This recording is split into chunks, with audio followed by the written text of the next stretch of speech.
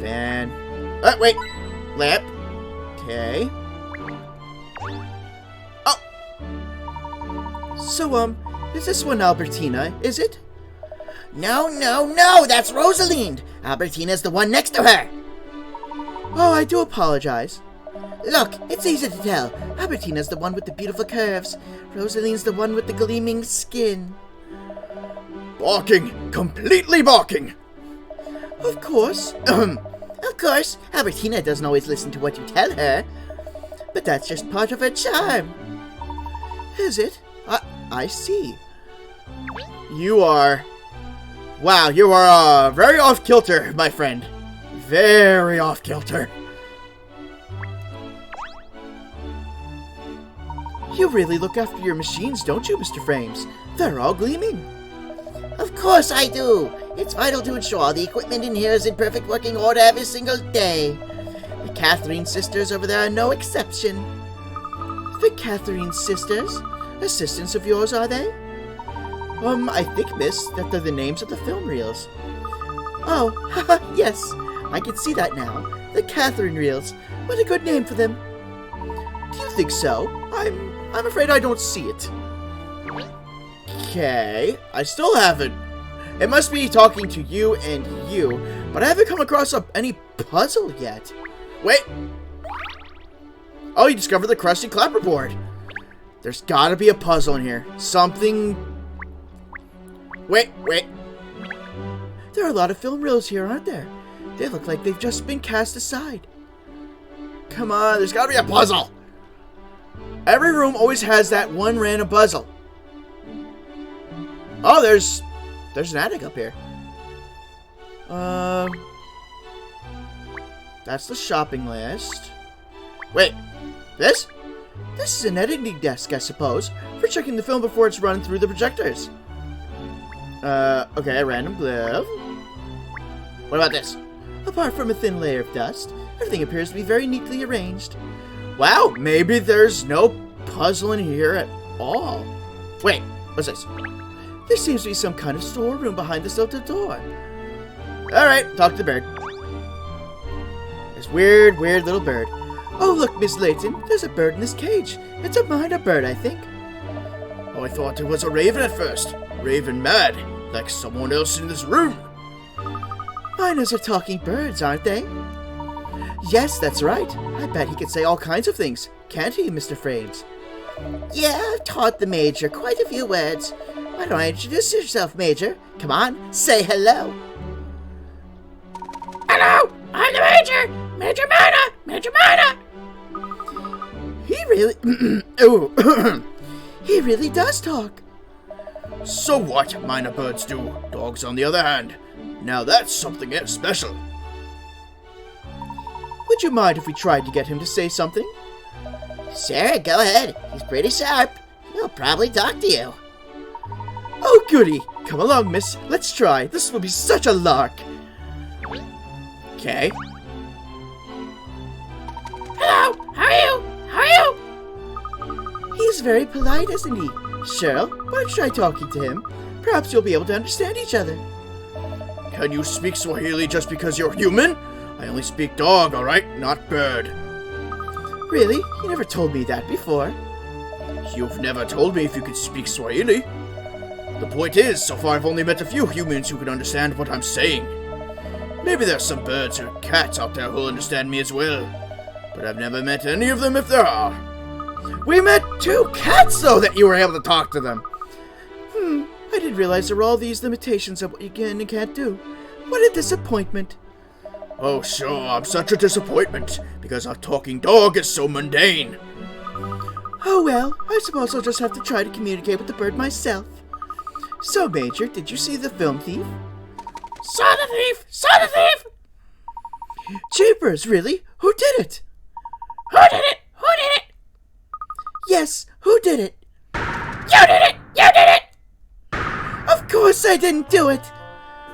Didn't do it! Didn't do it! Ha! Who's a pretty Wally then? Who's a pretty Wally then? Gosh, he even tells jokes. Amazing! Yeah, side-splitting. I told you the Major's very sharp. A genius, really. Alright then, Major. If you're so sharp, you'll understand what I explain. What I'll do to you if you make fun of me again. Ah! Call the RSPB! Call the RSPB!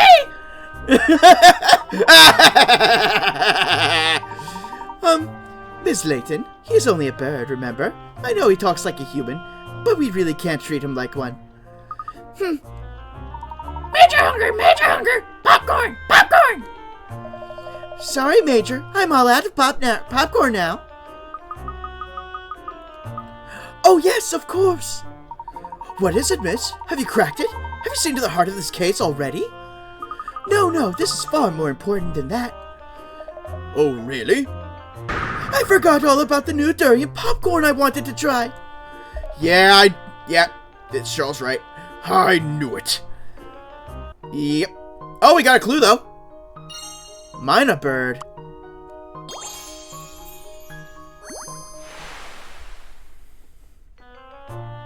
Let's see. Frames adores his pet minor bird called the Major and brings it to work with him in a cage.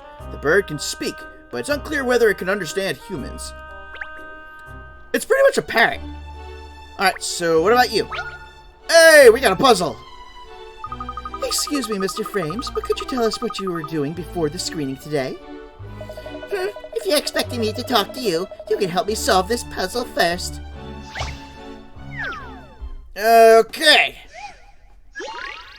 Circuit Unbreaker. A little girl's favorite toy has been broken. You found all the bits, various chips and wires, but you need to work out where on the circuit board they go in order to fix the toy. Press and hold A to pick up a component and move it around. Press L and R to rotate the component you're currently holding. Wires can cross each other, but the chips can't have anything running over them, or the toy won't work. Okay, we got 5 pieces. Also, I need a drink because that parrot killed my throat. And yes, I know it's a minor bird, but I'm calling it a parrot. Alright. Let's get the most oblong shape taken care of first.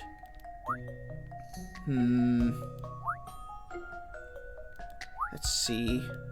It looks like that's the only spot it can go. Alright, so that goes there. This one appears to be the only one. Yep, the only one that could fit there, because there's the 3 spots here. Now.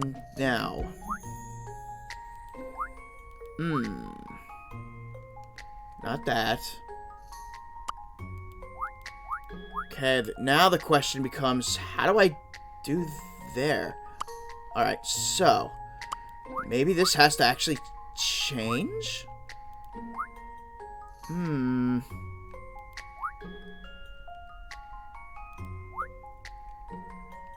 No, that's the only way it's gonna...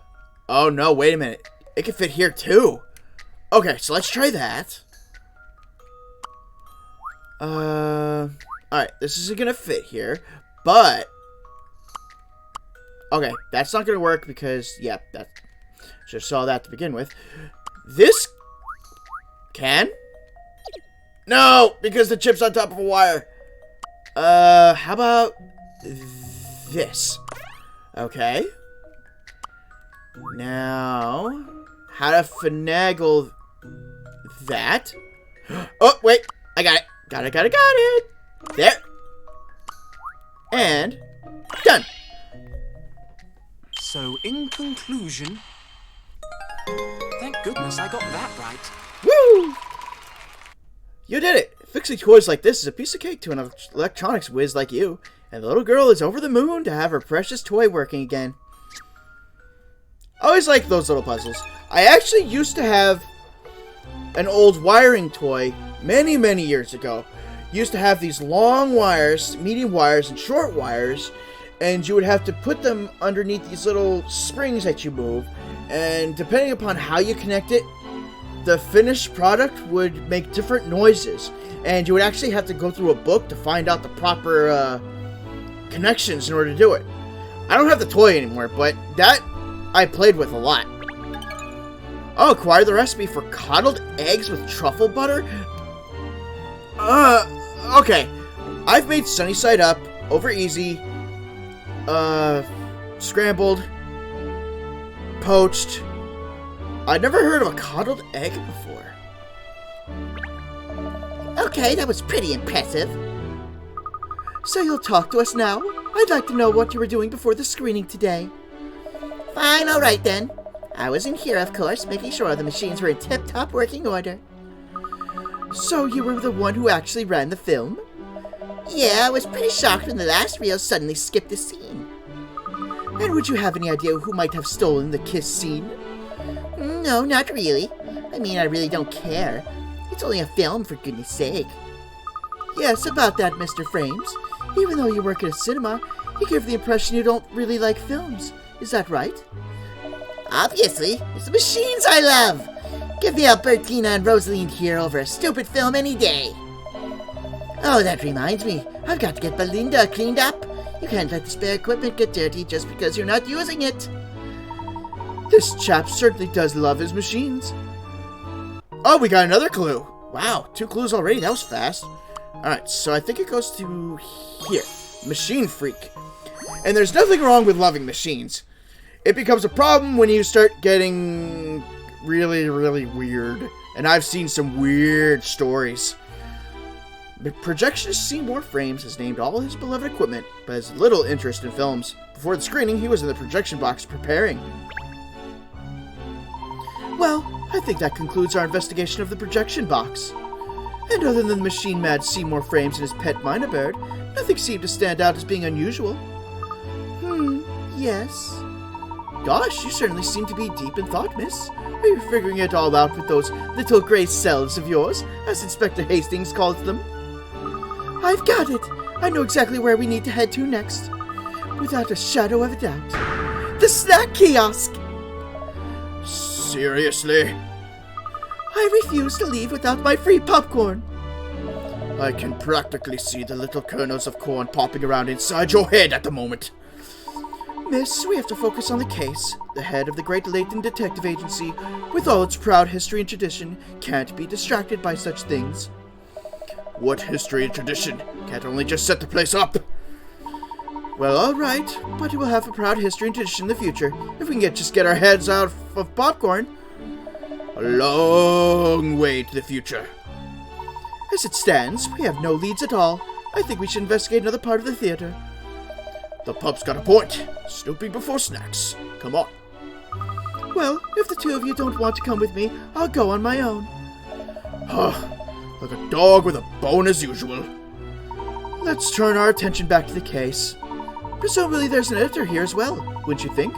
We should see if we can interview him. Or her. Quick thinking, go faster, Pinstripes. So, how do we go about finding the editor? Well, I suppose we could ask Mr. Frames. Pardon me, Mr. Frames. We'd like to talk to whoever was in charge of editing the premiere. You mean editor? He's the editing technician. Rector's famous editing assistant? Yeah, he's one of the most senior members of Rector's crew. He was here for the screening today. Well, given that it's an editor's job to cut and splice the film, I think we should speak with him. He may well know something about the missing kiss scene. Where could we find him? Good question. I don't know where he disappeared to after the screening. Perhaps he's still in the theater. Let's go and ask around if anyone's seen him, miss. Alright, as soon as I've got my popcorn, we'll go on a hunt for Mr. Thor. Let it go, cat! Maybe it will be quicker in the long run if we just go to the snack kiosk now and get it out of the way. Very well, miss. You win. Let's head for the kiosk. Man, she digs her heels in deep for when she wants food.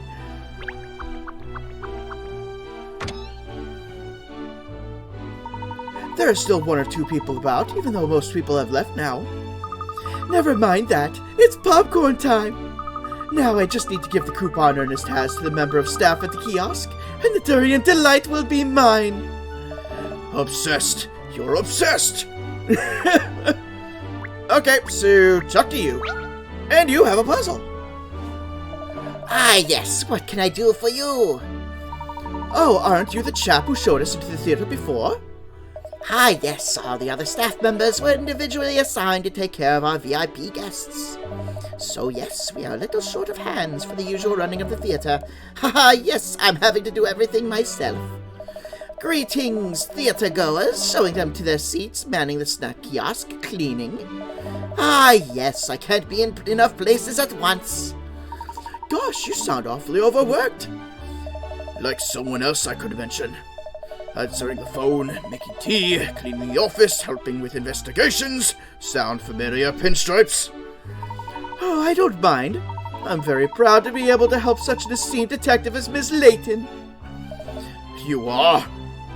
Well, I'm sorry to trouble you when you're obviously so busy, but I'd like some Durian popcorn, please. Here's my coupon. Ah, yes, of course, I'd be delighted to serve you, except that I'm terribly sorry, but I can't. You see, yes, I'm afraid the daily special popcorn is all sold out. Yes. I knew I should have come earlier. It was always going to go quickly. Such a knockout flavor. Wow, knockout flavor. Yeah, it'll knock you out. It'll knock you out close to your deathbed. Oh yeah, anyone could have predicted that. However, yes, I do have something else I could offer you instead. A puzzle! Alright, 6 of 1. The 3 panels are expressing the number 6. Change the order and orientation of the panels to make 6 in another way. Not 1 plus 5 or 5 plus 1. Press A over a panel to select it and hold the button down to drag the panel around. Place one panel on top of another to swap them over and rotate panels with L and R. Press submit when you feel you have the correct answer. Alright, so a way to make 6. Well, we could make a minus sign out of that. Alright, so... Alright, this is always going to be a 5.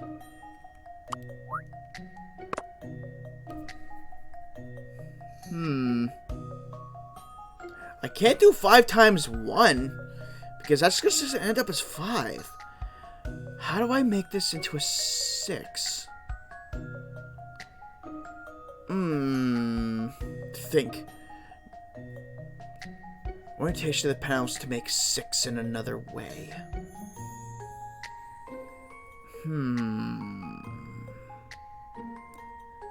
Think. Alright.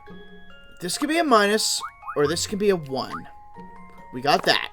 This could be a multiplication sign, or it's a plus sign. But I have an odd hunch that it's got something to do with multiplication. That doesn't show as a number. This is always going to be a 5, though.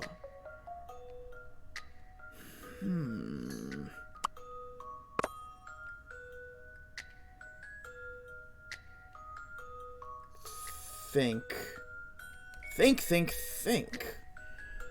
What am I missing here?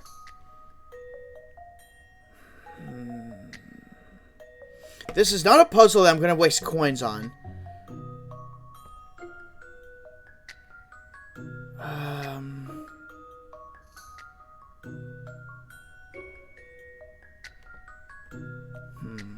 That's multiplication or plus.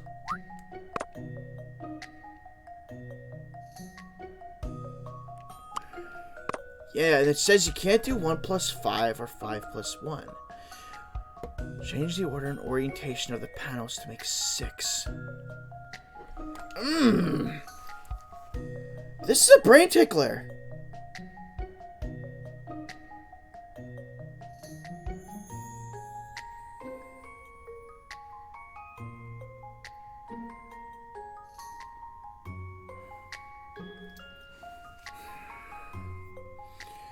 And multiplication's not going to work because 1 times 5 is 5, and 5 times 1 is 5.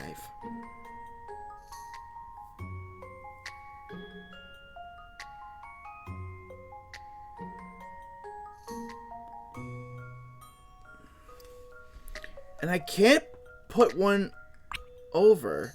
I'm stuck with these.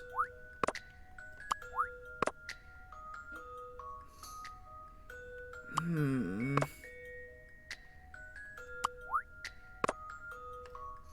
that's not a number. Not in the least bit. Neither is that.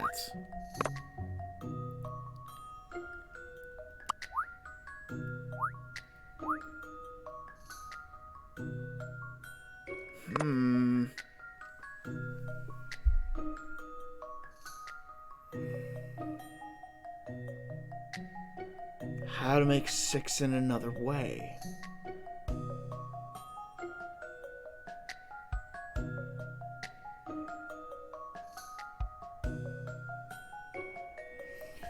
Okay, let me just kind of make a mental note here. Because 1 plus 5 and 5 plus 1 can't be used, there's no other means for the plus to even exist. So that means the X has to be there.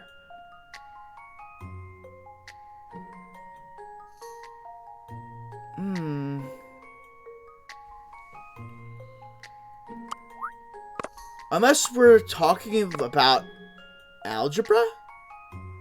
Like X minus 5? But you can plant a number in there to give you that, but it's not going to technically do it on its own. Change the order. Expressing the number 6.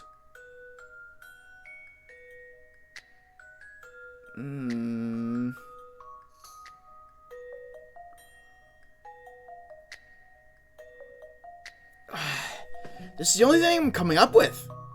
Let's try this. I eat puzzles like this for breakfast. No, it's not that. I haven't got my paw in today. Oh, I feel so bad for the doggy. Bad luck. All the panels need to change places. Alright, try again. All panels have to change places, huh? Alright. So the 5 can't be over here.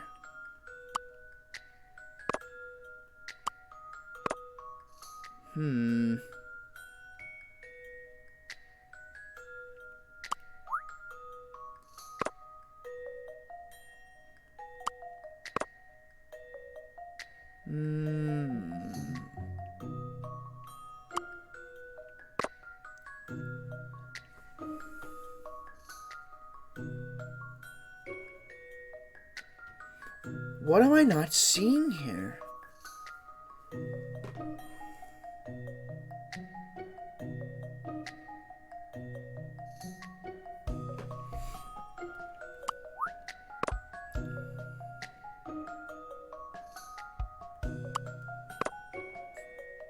Then there's 5 minus X, but that's probably not going to work either.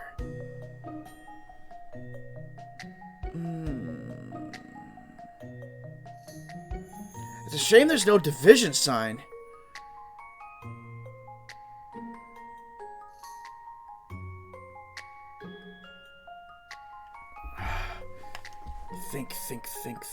Think.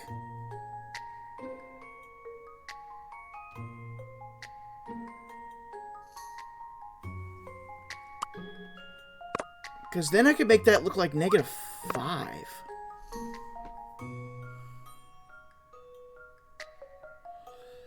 But that still doesn't result in 6.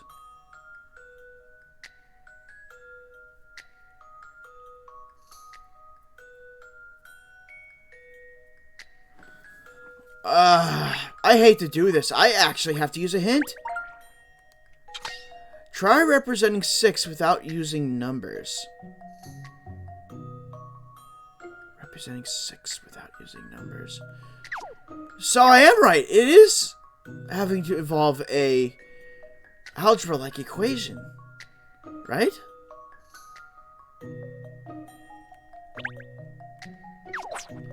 But I have to move them all around. So move the 5 there. Move that there. So 5 minus X? That? A good puzzle is something you have to chew over. No, it's not that just a either. warm-up one, wasn't it? All the panels need to change places. Man, I'm not going to get good pickaxe out of this puzzle.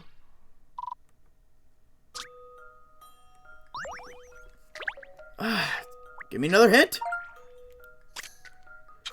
Only one of the panels needs to be rotated. Okay. I've been...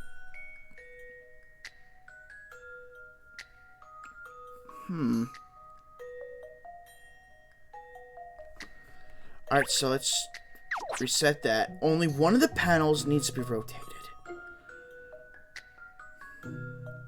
But which one? It's definitely not that one. So it's either this one or this one.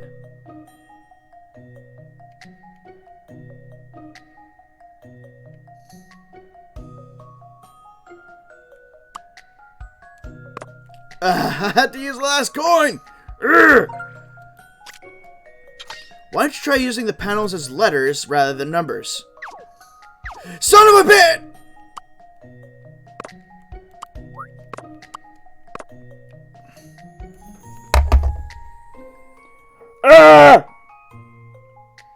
Oh, I'm a moron! I was looking at the number so hard, I didn't think I could spell the number. That's the answer. I eat puzzles like this for breakfast. They don't call me Sherlock Holmes for nothing. Dang it! I feel terrible! You did it! The answer was to represent 6 in letters. 6. And when it said represent 6 in letters, I was thinking algebra. But no, they literally meant the word. Ah, I do hope that satisfied your appetite for something unusual, yes? Oh well, I suppose I'll just have to give up on the popcorn now and get on with solving this case. Finally, we can put all that popcorn nonsense behind us. Isn't it funny that the Major, you know, that minor bird, knew the word popcorn? And we're back! Ah, yes, actually, I was the one who taught him to say that, yes. Oh, really? Ah, yes, sometimes I take a snack of popcorn to the projection box. You know, I've even seen the Major out of his cage before. You mean Mr. Frames lets the bird fly free? Ah, yes, I believe so. I mean, only sometimes, of course. Otherwise, yes, he could get into rather a lot of trouble. And quite often, the Major eats all the popcorn before Seymour gets a look in. Haha, yes, it's true. That's how the bird picked up the word popcorn in the first place, yes. I even took a tub of Durian popcorn up there earlier today. And the Major had it all again. Ah, yes. I just took my eye off him for a moment, and he gobbled every last piece. An entire tub? By Jove, that's a bird with an appetite, all right.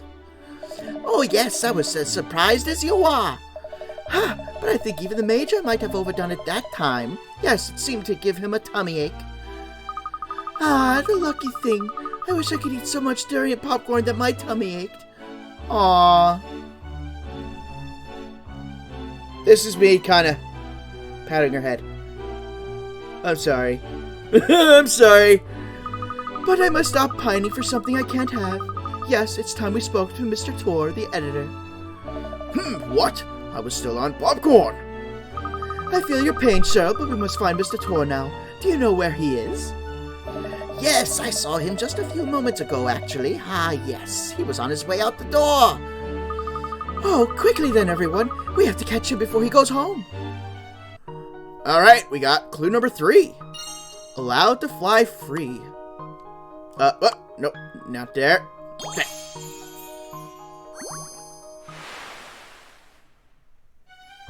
It seems the Major is sometimes allowed to fly free in the projection box, and has been known to get through a lot of popcorn on occasion. Alright, do either of you have a puzzle? Oh, you're still here, are you? May I ask what you're still doing here, madame? Aren't you going home now that the screening has been cancelled? Goodness me, no. Not before I finish my popcorn, at least. That rich, buttery aroma, and that deep, invasive scent of durian that wafts out from deep inside the tub.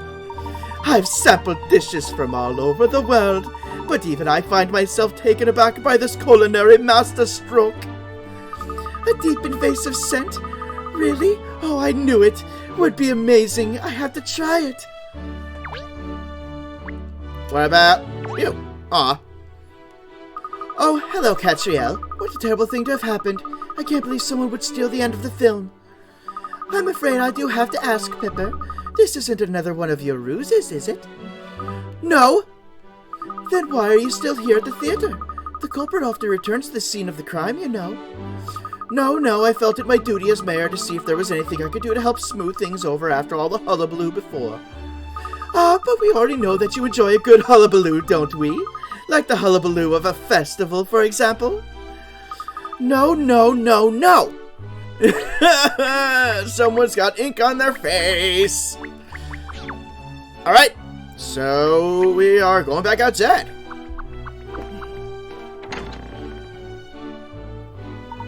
All the guests have gone home now. It's deserted in the lobby and outside. How about that man standing by the entrance? Do you think he could be Editor? We won't know unless we ask him. Hello, sir. Excuse me, are you Mr. Tor, the editor? I am, and you are? I'm Catriel Layton from the Layton Detective Agency.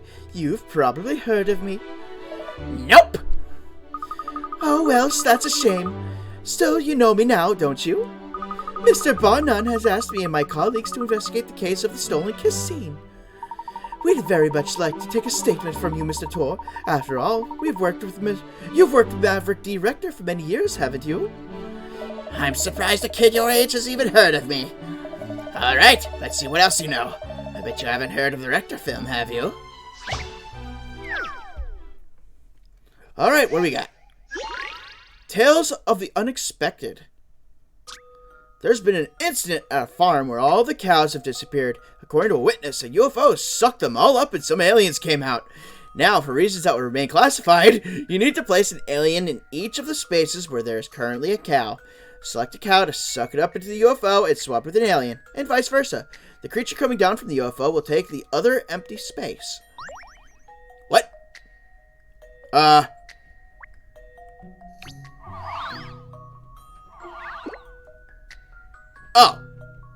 Okay.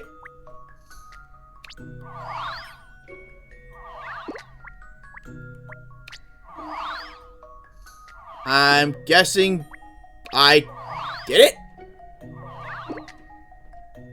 Wait. Where? What? Wait a minute. Wait.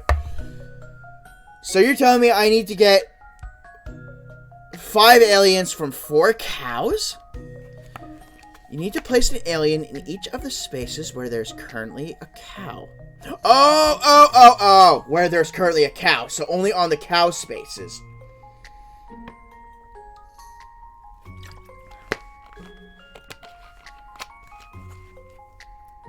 Okay.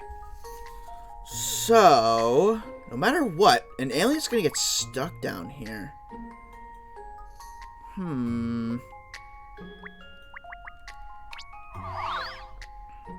So it looks like there's going to be quite a bit of maneuvering around.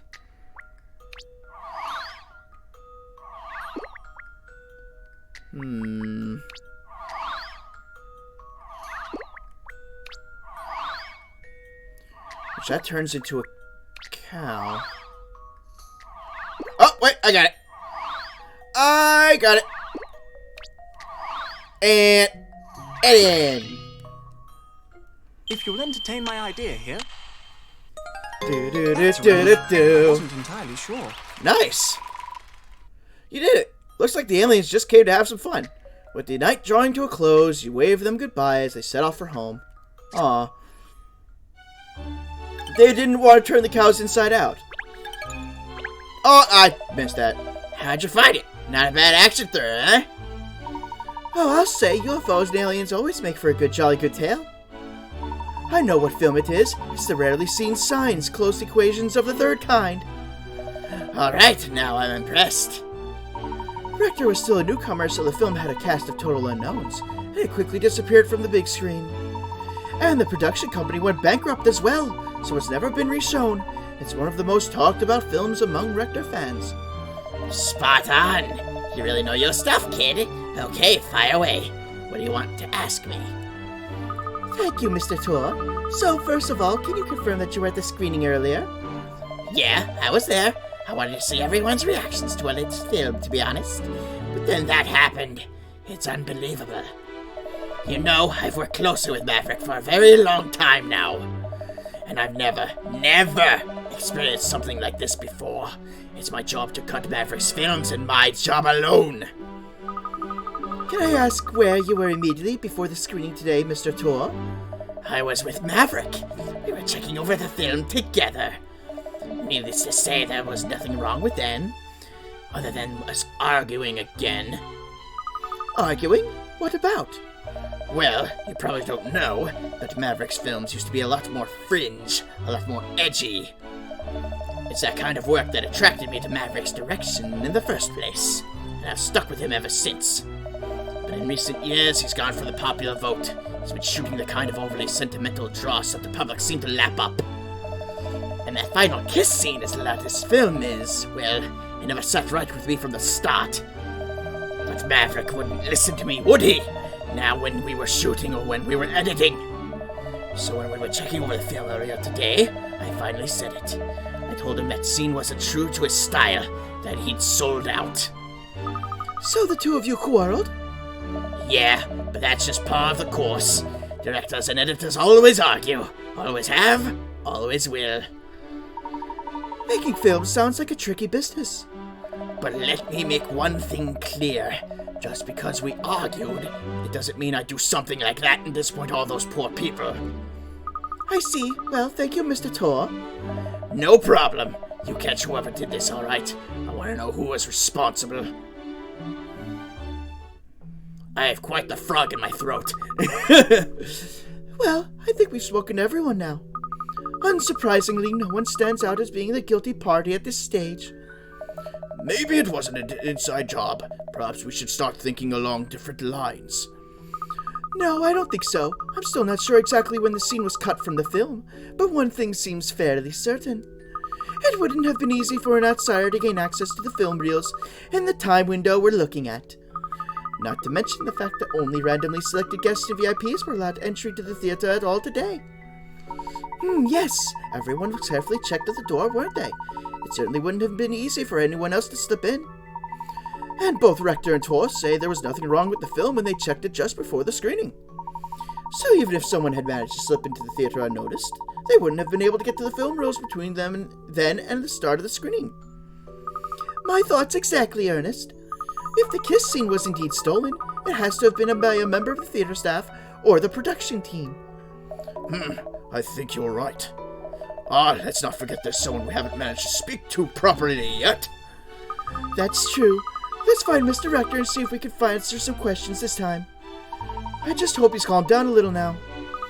Yes, so do I. I wonder if he's still in the lobby. Oh, and we got clue number 4. Romance story. Get in there. Let's see, though once more inclined to fringe material, it seems Maverick D. Rector has recently shifted into more mainstream romance-orientated films. Okay. Going back inside. Talk to director. No director. Oh, but there's Emiliana. Look, perhaps she'll know where we can find him. Yes, let's go and ask her, and we can find out how her profiling is going at the same time. Hello, Emiliana. Oh, still here pretending to do real detective work? If I were that good at pretending, I could pretend to like you. So, how are you getting on? Ooh, snaps! Don't be so catty. No doubt you've hit a brick wall, so you've come to see if you can glean anything from me. Not at all. I was just curious to know how your profiling was going. Very well, I'll tell you. Perhaps hearing some genuine deduction will make you realize how unsophisticated your own efforts are. A taste of cutting-edge profiling work could do wonders for your future investigations. Well, we can dream, can't we? You know, this lady always makes me want to scratch. Be quiet, hound. Don't interrupt me with your meaningless yapping. Yeah, bow wow. As in bow wow, you're annoying. So, having spoken to everyone involved, I've built up a detailed profile of the case. The only person who was unhappy about the final kiss scene was the editor, Editore. In other words, he is the only one with a motive. He had complained to the director that the stolen scene was inappropriate for the film. However, Torre has an alibi. On the other hand, Seymour Frames, alone in the projection box, had the opportunity to commit the crime, but there's no clear motive. Frames is crazy about his machines, but has little to no interest in the films he shows using them. Therefore, he had no reason to commit the crime. The logical conclusion for all this is that the real culprit is someone else, someone we have yet to investigate. But who could that be? The only other person with access to the film reels who has not been investigated thoroughly until now is Director Maverick Director. Rector? But why? Rector is a renowned perfectionist. His attention to detail is well known. His meticulous, he is about such minutoire. Minute. What the hell is this word? Oh, Megatha, how are you? And thank you for the lurk. What's this word now? Hey, dropping a lurk. Hope the stream is going well. It's been pretty quiet, but it's been going okay. But I appreciate the lurk. I'm kind of stuck on a word. Minutiae. Minutiae? As the shape of clouds in the sky, or the sound of waves. And it would appear that the final kiss scene in the latest film of his had been troubling him for some time. The perfectionist in him just couldn't decide if the scene was up to scratch, if it was worthy of inclusion in his magnum opus. He agonized over this right up until the premiere screening today, when finally he made up his mind. The scene had to go. With no time to lose, he cut the scene from the reel and neither hid it or disposed of it, all for the sake of the perfect film. That is the outcome of my analysis of all the available evidence. Very interesting. It's certainly a plausible theory, Emiliana. Oh, I wasn't expecting you to accept it so graciously. But something about it just doesn't sit right with me. What? Do you have a problem with my profiling? It's not exactly a problem, no. It's just something I can't quite put my finger on. Miss Layton's deductions go beyond logic and reason, you see, Emiliana. They have a magic all their own. Magic has no place in case-solving earnest. Cathriella is working on a hunch, nothing more, and hunches are unreliable. Well, anyway, I think we should have another chat with Mr. Rector. He was too upset before to give us any useful information. Well, that is certainly true, and the more information we can gather, the better. And, talk of the devil, that's him over there, isn't it? Oh yes, and he's with Mr. Tor, it seems. It looks like something is going on between the two of them. Eddie, there you are. Have you got a minute? Sir, actually there's something I need to talk to you about too. But not here. Can we go somewhere a little more private? How about in the auditorium? It's probably empty now. We should have the place to ourselves. Suits me fine. Did you see that, Miss Layton? They disappeared into the auditorium together. Yes, this is an interesting development. We must sneak in there as well. Oh dear, you keep playing your private eye games, Catriel. Some of us still have real work to do. Ooh, we already got clue 5.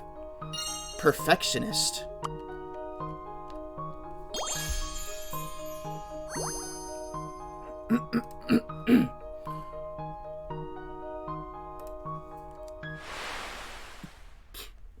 Let's see, Perfectionist Rector wasn't satisfied with the final kiss scene. Emiliana has conjectured that he cut it out of the reel himself. But is she right? Alright, we go to the auditorium.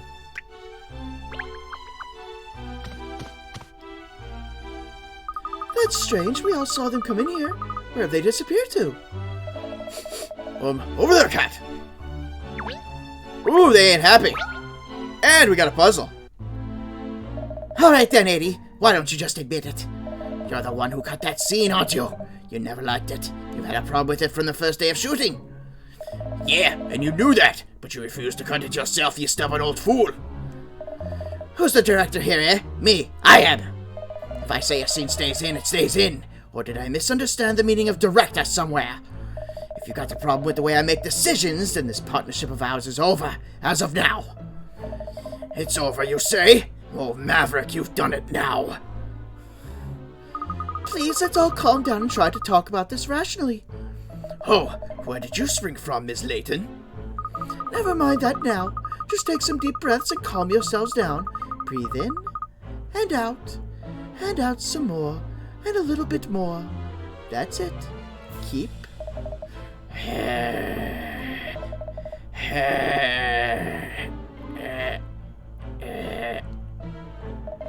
Are you trying to kill me? Of course not. I'm a detective. I much prefer investigating murders to committing them. Anyway, it's clear that you two have some unsolved issues. Oh, you overheard that, did you? We were just letting off some steam about the film, that's all. It seemed like a little more than that. The end of your partnership together. This know-it-all thinks he's God's gift to romance films these days, but his love scenes have always been a total disaster. It's only my editing that saved him all these years. It's thanks to me he's produced so many hits. But does that mean anything to him now? Not a jot. Well, he might have chosen to forget, but mark my words, I haven't. I mean, what about this love scene,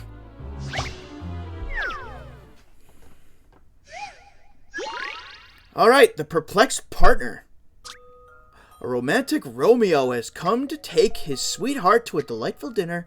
To add a little excitement, instead of telling him her room number directly, his playful partner took photographs of every junction along the route to the room and sent them to him. The photos aren't in any particular order, but by studying them carefully, you should be able to work out each of the rooms A to E is the correct one. Let's see, in puzzles where there are two different images to consult, one at the bottom left and a bigger one on the right, you can toggle between the two using L and R. Alright, so let's work this way. Actually, you know what? No. I can see this fine. Okay, so our first clue is there's the fire hydrant here, which means the first picture is here. So we're facing forward this way. So then...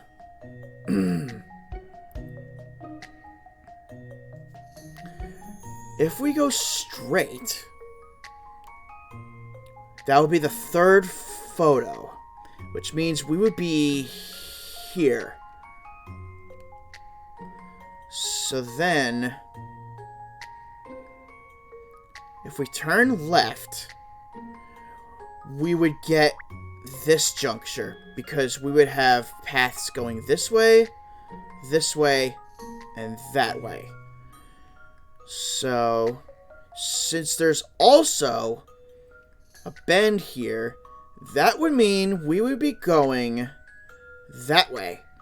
And if we turned, there would be...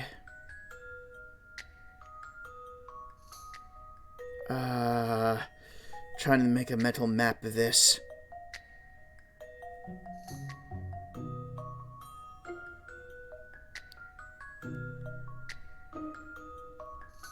Okay, wait, let me start over. Alright, so the middle photo gets done here.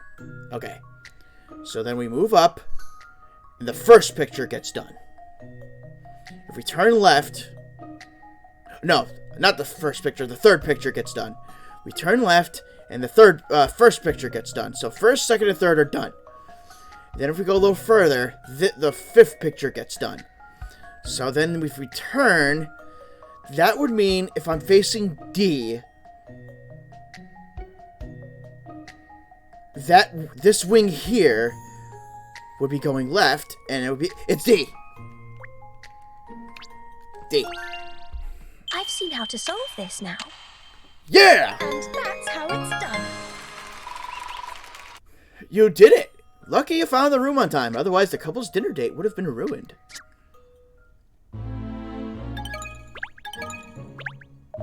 Well, I didn't think you'd solve that one. That's had me stuck for decades. There's no puzzle that can't be solved with some calm and considered thinking. Mr. Tor, if you've calmed down a bit now, perhaps... Calm down! Are you being funny? Ah! I don't care about that spat with Maverick before, but I can't be pinned for this theft of the final scene. I mean, it's a matter of pride. What sort of editor would do something like that? I say, miss, I don't think this fight is going to sort itself out anytime soon. Oh well, never mind. It's rather fun to watch, shall we? Great idea, Cat. Let's just forget about the case and watch the two prime suspects argue instead. Don't be snide, Cheryl. If we listen in, they might let something slip that gives us a lead. Sneaky Cat. You are one sneaky cat. Pride? Pride? That's more important to you than honoring the decisions made by the director? Cutting scenes you were never asked to cut? For the last time, I did not steal that kiss scene. And you know that I would never cut a film unless you give me the go-ahead. But it's no secret you didn't like the scene. You always had a problem with it. Come on, admit it.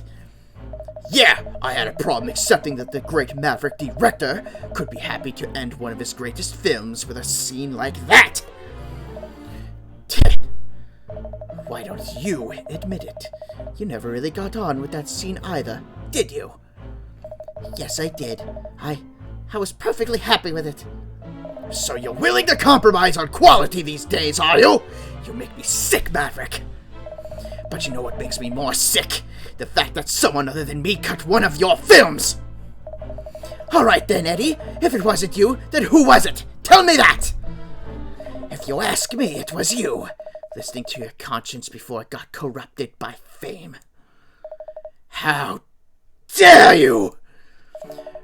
Back in the old days, you wouldn't have stopped shooting unless you got the scene you were 100% happy with. But now, well, those days are gone. Yes, these days when my films made no money. Look, if I've changed my directing style, it's for you and the rest of the crew. And we're grateful for that. We all appreciate actually getting paid, don't get me wrong. But does that mean you have to make such huge compromises to the production? Does it mean you can't be true to yourself anymore? Look, I know you said I love your... Whoa, I flipped those words around. Look, I know I said you love scenes were rubbish, but the truth is you have shot some good stuff in the past, haven't you? Maybe, but that was a long time ago now. Anyway, Eddie, being too idealistic doesn't pay the bills, does it? That's the bottom line. Fine. If that's your take on it, there's nothing more to say. Goodbye, Maverick. Aw. Yikes, that didn't end well, did it? Mr. Tor's walked out. This could be our chance to get some important information out of Mr. Rector. Come on, Ernest. And you, Cheryl. Mr. Rector, I'd like to ask you a few more questions if you don't mind. I'm really not in the mood at the moment, but alright. It'll help you get this whole thing cleared up quicker. That was a rather heated argument you and Mr. Tor just had. Are such disagreements between the two of you out of regular occurrence? Eddie and I have been a team for a very long time, since long before I made it. So we've had few than a few fights over the years, yes. Back in the early days, we used to have blazing rows about production issues. Still, it's never gone this far before. We've never talked about going our separate ways. Yes, well, one ill word asks another, as they say. If you said things you didn't mean, I'm sure an apology will go a long way to fixing things. With Eddie, I'm not so sure. I heard that you used to make films that were a lot less mainstream, with more fringe appeal, is that right? That's going back a bit now. Anyway, it wasn't like I was trying to shoot fringe films. That's just how it worked out. That's how people took my material. It wasn't for everyone. But Eddie really liked my old work. Now that I'm making films more people actually want to watch, he's not happy about it. You know, he is always pressing me not to include that last scene in No Sub for Love, right from the start.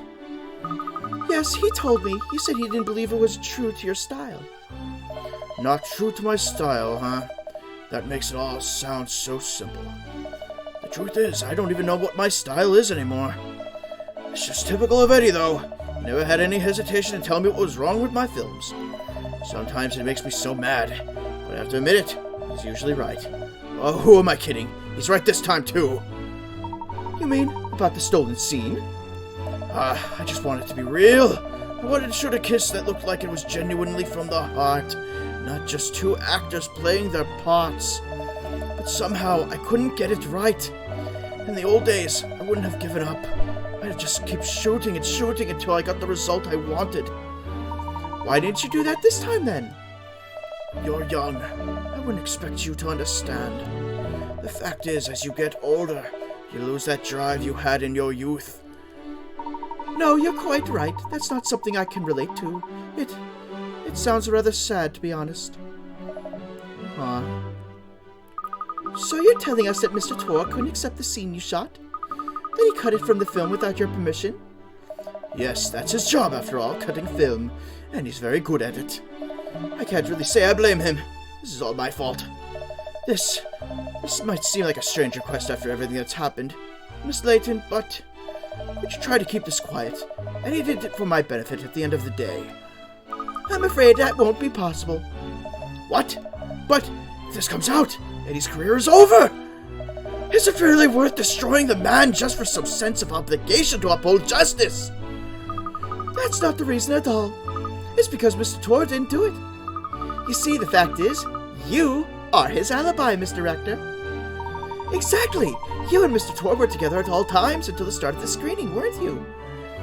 And when you checked over the film reels together, you found no problems. So if Mr. Tor was never out of your sight after that time, then however much he disagreed with the inclusion of that scene, he had no opportunity to cut it. I suppose that's true. So someone else stole it then.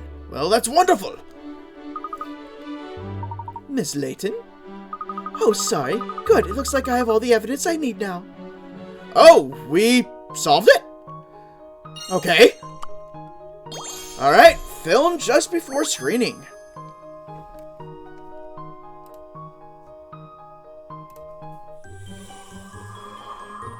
Brain blast, Jimmy Neutron!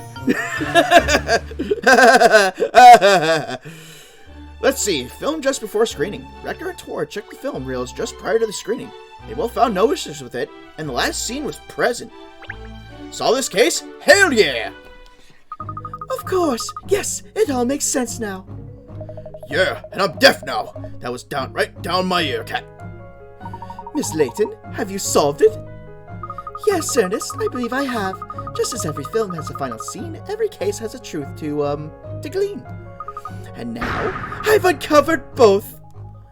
Oh, well done, Miss Layton, brava! And what a spiffing verse that was! Ernest, summon the suspects. Gladly, miss, gladly.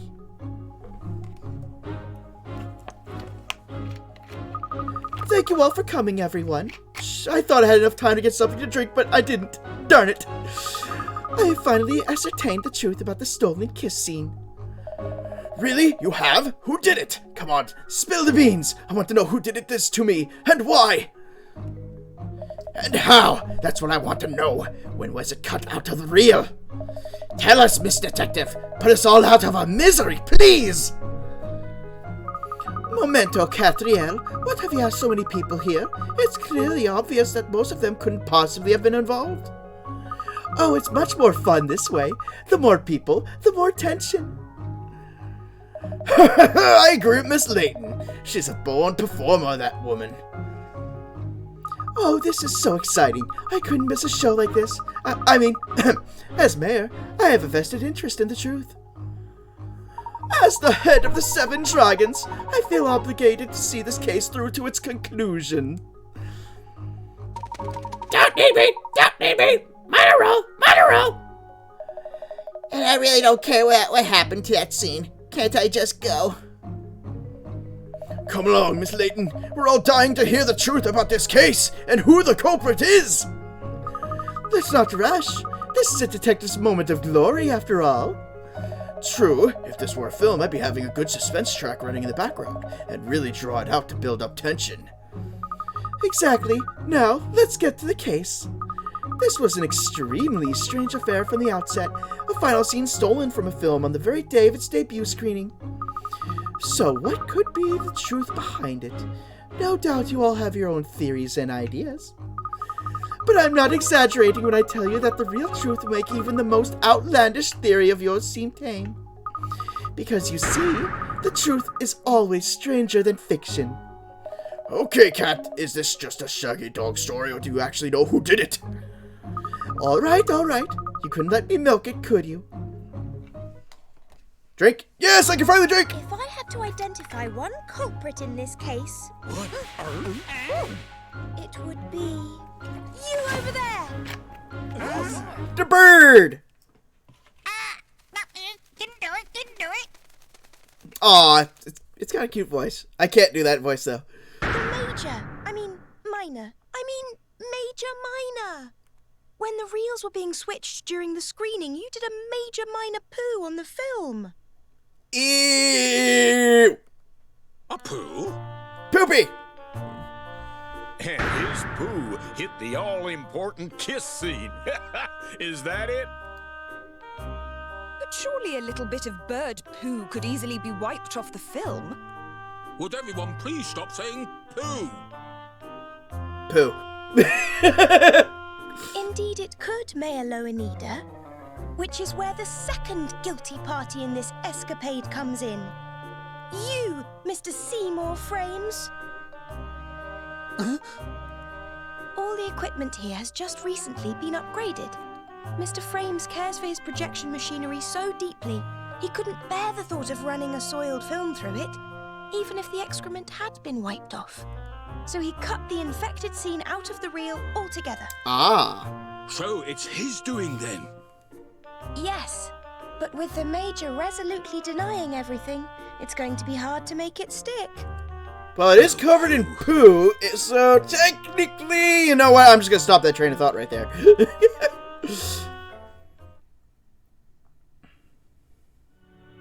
Hey! Oh, she got it out of her clothing, huh?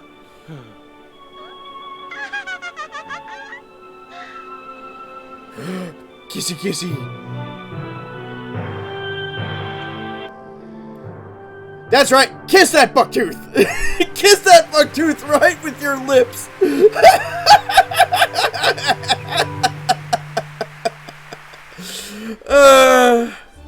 I hope you enjoyed the taste of tooth.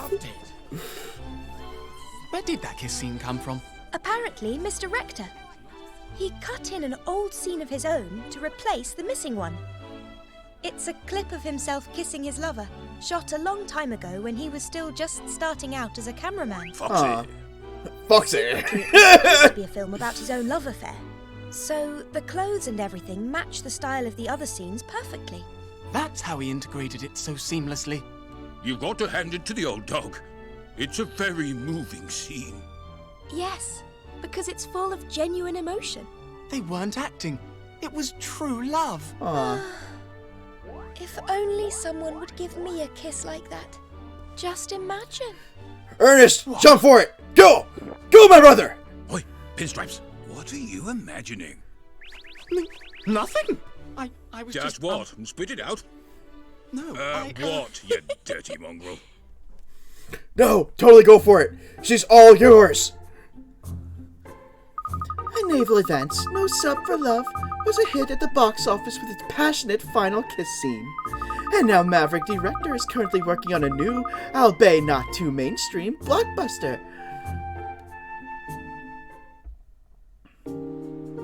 Ooh, another cutscene?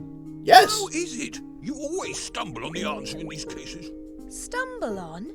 It sounds like you think it's just luck, Shirl. Well, isn't it? Not at all. The truth is, Miss Layton makes logical but instinctive inferences. He ain't buying it. Okay, what is next? Oh, it doesn't tell me yet. Oh, a new diner has arrived requesting an ideal meal. Move the magnifying glass to investigate the pinboard to choose which ongoing case to tackle. Touch the feng shui chair at the bottom of the screen if you'd like to rearrange the furniture or redecorate the office. Oh, okay.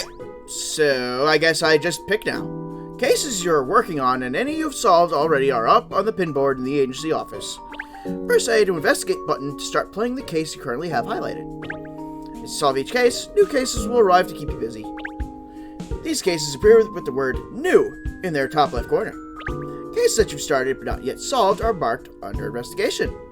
Cases that you've already unraveled are marked solved. You can still investigate cases you've already solved. You return to the point just before you solve the case and play from there. For cases you've already cracked, the number of coins found in puzzles solved in that case will be displayed. When you return to old cases, you may find there are more puzzles hiding around the place than there were originally.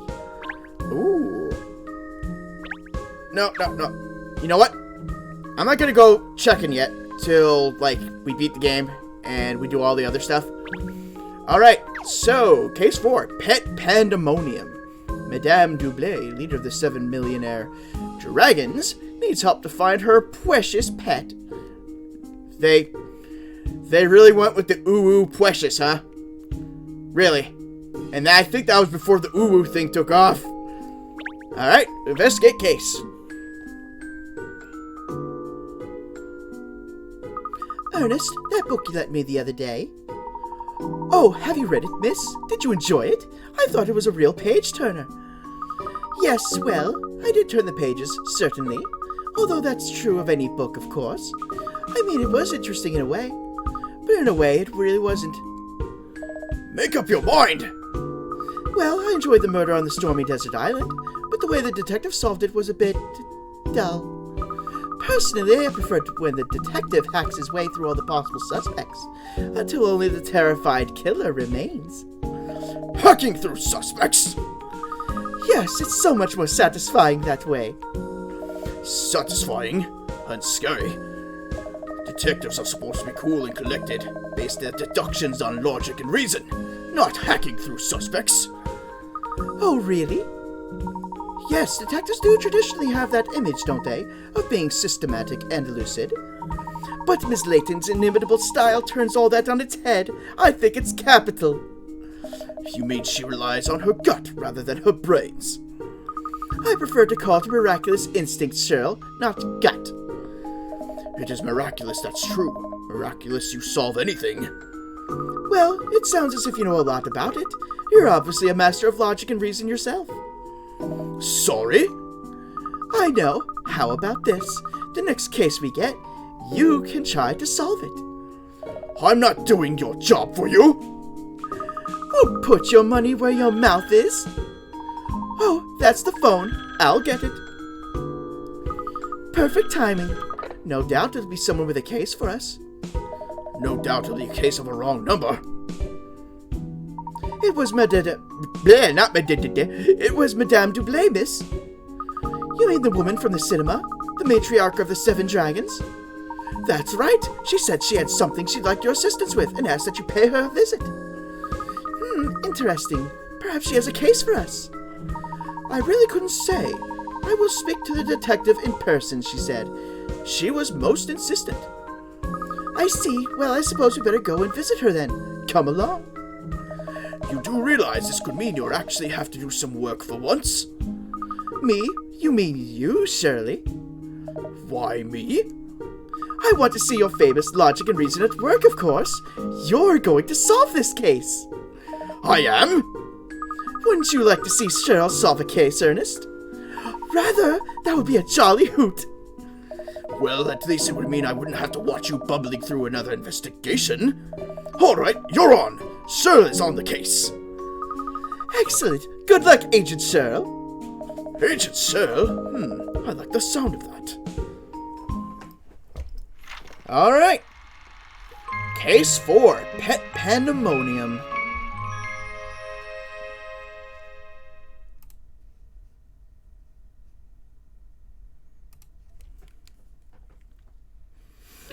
Hey, Ruru! By the way, I should really do shout-outs for 2 people. I totally forgot to do that. I am so sorry. So, let's do that real quick.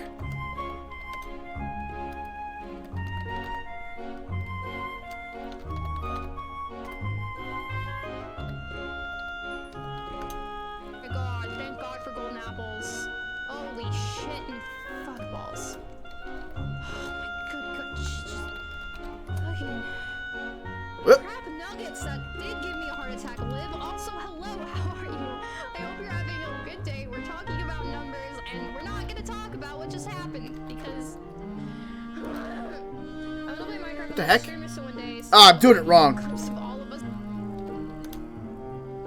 And Ruru. Bunny chain. There we go.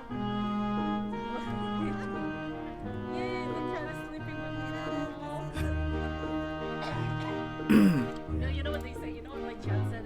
This is crackhead Billy.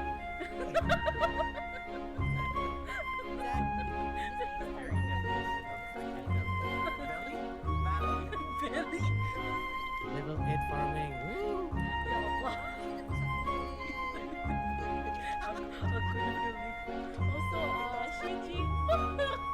There we go. Shoutouts for the both of you. Unfortunately, I couldn't hear too well because of the music in the background, so I apologize for that. Okay. I believe, oh, okay, it's Ernest who's talking. Oh, but thank you, though, for the shoutout. No problem. Oh, goodness me. I'm really scared of people shouting me in because they really clip so many sus contents out of me. Well, I'm happy to give you a shoutout. Or anyone a shoutout, really, because I'm trying to get that done more often. And I'm doing okay today. Thank you for asking. I hope your day's been going well. Although, I did get a bit annoyed trying to get food today because, well, I posted in the Discord, so, yeah. Oh, shoot, I just missed it.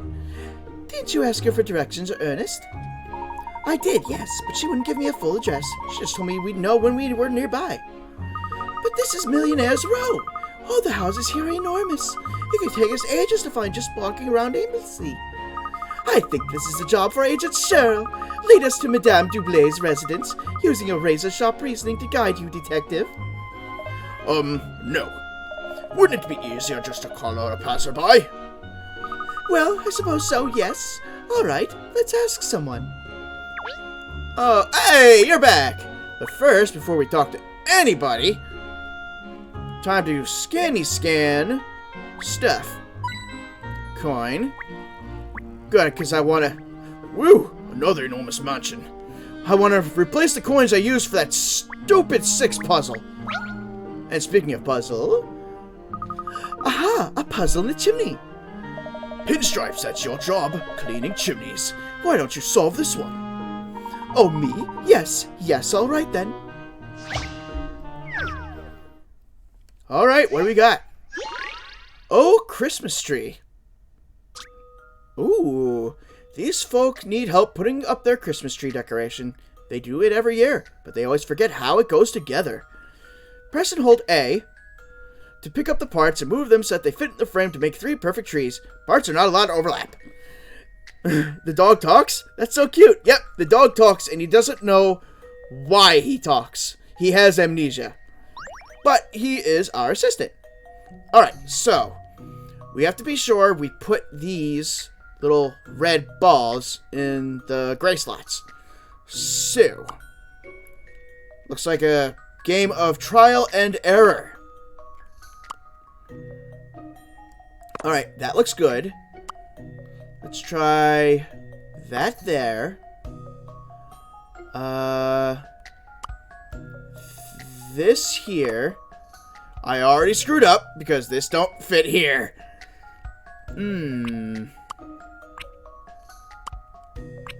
Alright, so let's try moving this over. Nope, that isn't gonna work either. Maybe here? Alright, so there's this. Move this here. Move this here. No. This has to be a corner. Okay. There. There. Crud. Oh, actually, maybe I was right the first time? Alright, so let's move this back here. And I can't just put that there. This either has to go here. I can't put this here because there's no little triangle.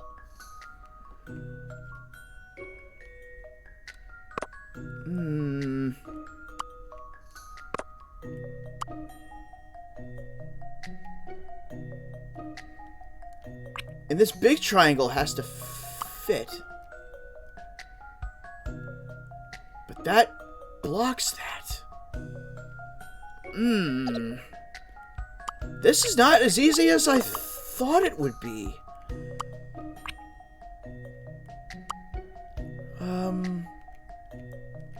Alright, let's say for kicks and giggles, if that goes there, this goes here, this goes here? No. And I can't fit that there. Alright, so take that out. Put this one here. But now I don't have a right shape for it. So move this over? No, that's not right either.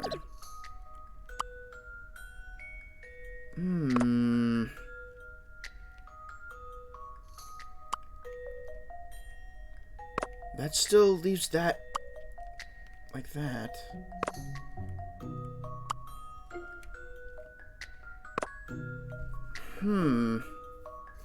Oh, wait a minute. That there. This here. This here. And this here. Got it. So, in conclusion, still not a patch on Miss Layton, of course. You did it. Another year that they could enjoy their lovely tree decoration. No doubt they'll have forgotten how it goes together again by the time next Christmas rolls around. Gotta love when you have to assemble a fake tree. There, clear at last. That should stop the fire smoking in the grate below. Well done, Ernest. I'll send them an invoice. Okay. Good. Yep, this game, Roo, is all about completing puzzles. I would love to stream the other Layton games, but I have no way to do it. Alright, so, who do we talk to first? What's this? A street sign? Something positioned with dogs in mind at last. Excuse me, I don't suppose you could tell us the way to Madame Gretchen Doublet's residence? Dearie me, you don't know Madame Doublet's house? No, I'm afraid not. We're not familiar with this area, you see. The Doublet residence is the largest building in the neighborhood. You can't miss it. Helpful. Well, let's see. Ah, perhaps that it's over there. Exactly. What did I tell you, see? You can't miss it. Durian popcorn, gross. Yes, durian popcorn is so gross. Also, greeting puzzling Shutterbug. Let's give you a shout out too.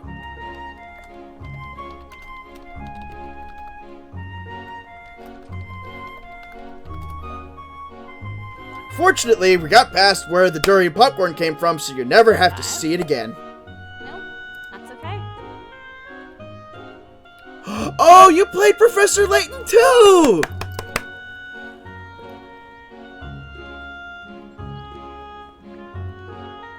I'm gonna do it here.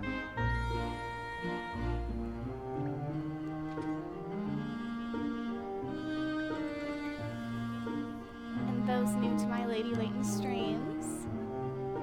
Forever. Thank you so much for coming. I didn't know that you played Professor Layton as well.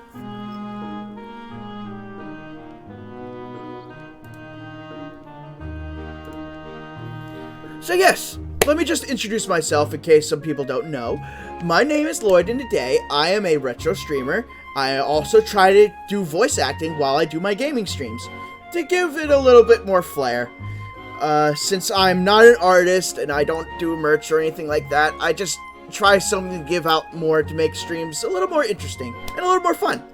So I hope you all relax and I hope you all enjoy.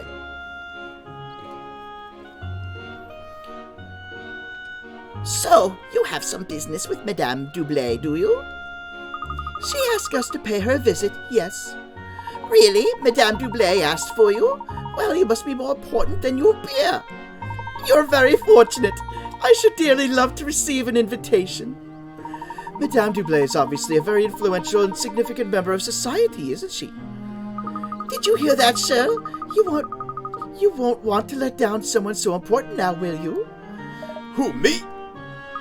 Come along, then. We mustn't keep Madame waiting.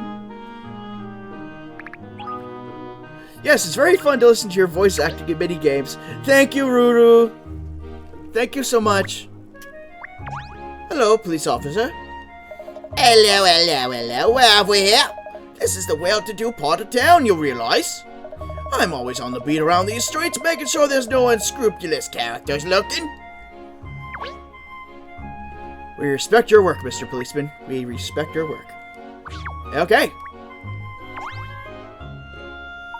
Oh, dearie me. Who to talk to about this? That's the question. Someone looks like they've got a lot on their mind. Aha, what an extraordinary timing. I was just wondering whose ear I could bend. It's my friend, you see. She runs a little chain of accessory shops. But I'm afraid business is rather slow. She's in a terrible fix. Could you talk to her, do you think? I mean, you're detectives, aren't you? You might be able to deduce what's wrong with the way she's managing the business. Accessory shops, you say? I'm intrigued. I'll do everything I can to assist naturally. Alright. The Passersby Accessory Shop minigame has been added to Catriel's bag. Arrange all the items to sell as much stock as possible. Try to deduce the best route based on your customers' personalities and their desire to accessorize. Can you complete every level and prove yourself to be an accessory ace? Alright, nice. But, we're not doing that right now. The Doublé Residence, the enormous mansion of Madame Gretchen Doublé, one of the 7 dragons. I'm so glad it didn't show any clips of me voice acting. Mine is nowhere near as good as yours. Granny Rilden is amazing. Granny Rilden is awesome. Granny Rilden has been in every single Layton game they ever made. And she's always like super tiny, but in this one, she's normal sized. I really wish though she still had her house. Gosh, so this is Madame Doublé's residence. What a magnificent mansion. Worthy of the leader of the 7 dragons, the millionaire of millionaires. It looks like those big double gates are the way in. Oh, we got Runner and Chef Boy. Oh, hi. 1, 2, 1, 2. How are you? 1, 2, 1, 2. Brilliant, but probably not quite as brilliant as you. Well, you can't beat jogging, that's for sure. But solving puzzles is fun too. I've got one here actually. Try it.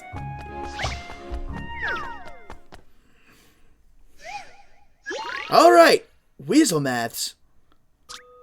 Look closely at the weasels and the numbers, and try to figure out which number goes at the bottom. Select the frame to enter your answer. Weasel plus 8 equals weasel. Weasel plus 4 equals weasel. Weasel plus blank equals weasel. Okay, I can already tell what this looks like. The weasel's tails are pointing exactly like a clock. So,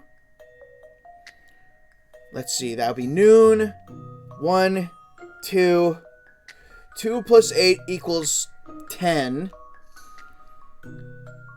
10 plus... What? Yeah, 10 plus 4, 10 o'clock plus 4 would be 2 o'clock. 3 plus 6 equals 9 o'clock. 6. Got it.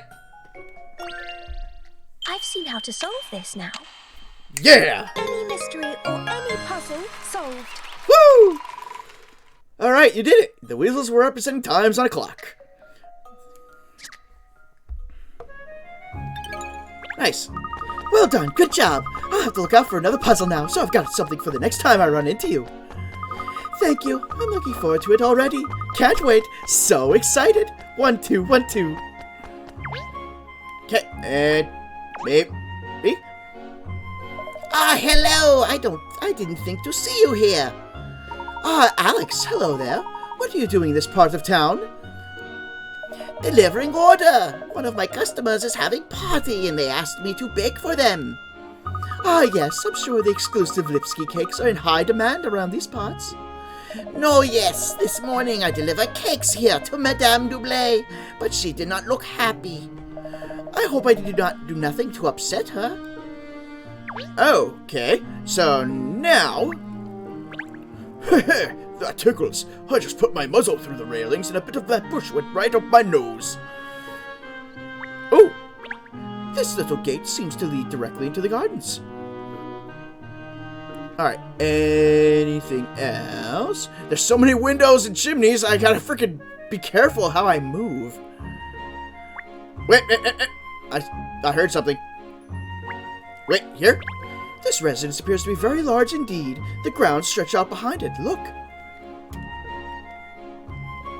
Oh, wait, chimney? Going! Oh, there we go. The gates are unlocked. I wonder if it's all right just to go in. Hello? Is anyone there? Ah, good day. You must be from the detective agency. Madame is expecting you. Please follow me.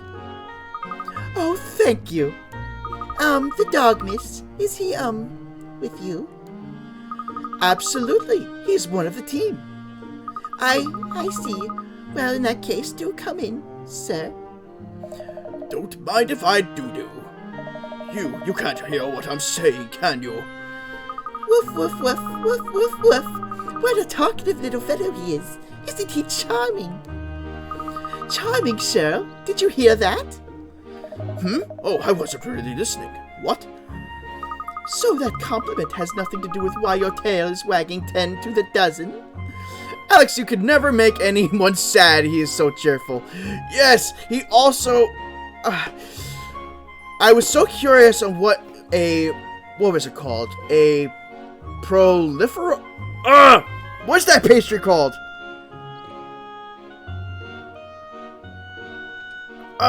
Think. Proliferols? No! You know what? I posted on the Discord. One sec. I know the name. It's screaming in my head and I can't pronounce it.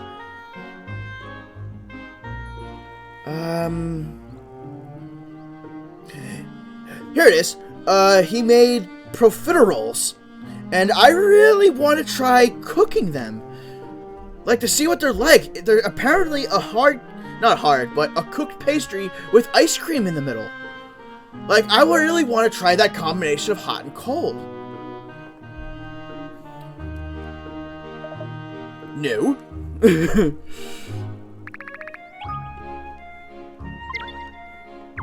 Alright, let's go see Madame Doublé.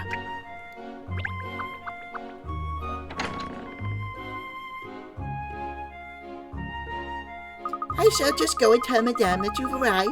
If you could all wait here a moment, please. I say, the interior is even more amazing than exterior. Look at all this tip-top furniture.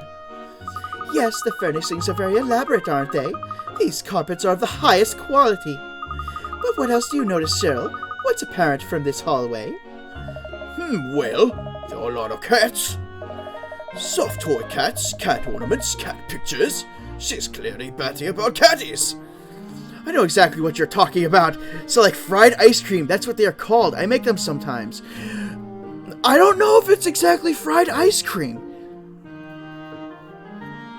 But still, I really want to try making it for, like, a cooking stream. Like, I'm that curious. I've been making a lot of dinners lately, so something like this that just caught my eye is definitely something I want to experiment with. Even if I bomb on it, I want to try. Precisely, all these cat things. There's an unusual amount of them, wouldn't you say?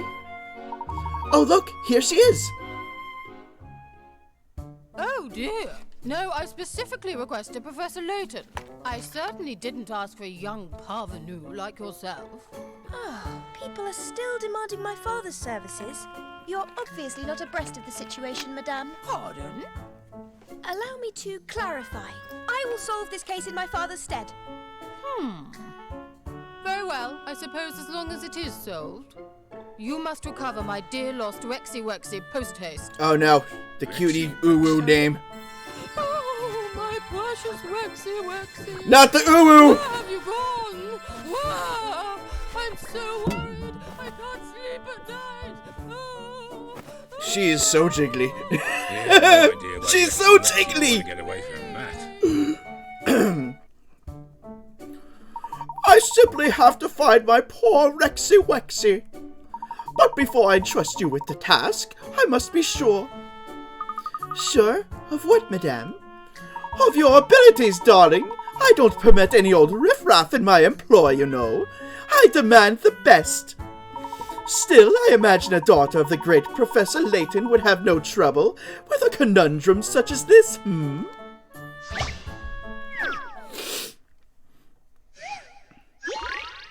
Puzzling pearls. Here we have some mysterious shells. When you close and reopen them, the number of pearls they contain doubles. The maximum number of pearls each shell can hold is 8, and the shells cannot shut if they have 5 or more pearls inside. Can you make each shell contain 5 pearls? Select the button above its shell to double the number of pearls it contains. It's possible to move 1 pearl at a time from one shell to another by pressing and holding A over it.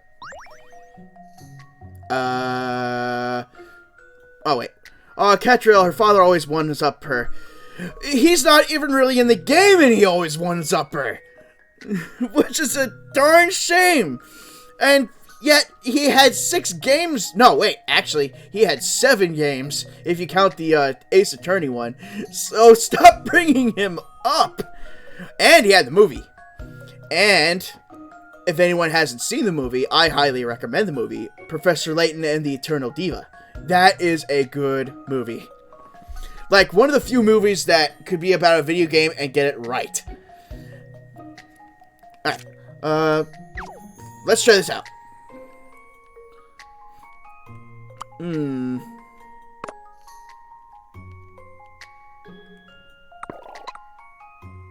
Wait.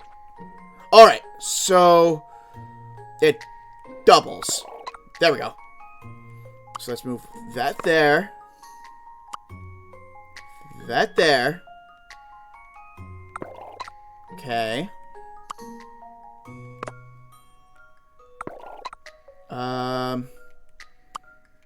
That's okay. That makes 5. 4, 5.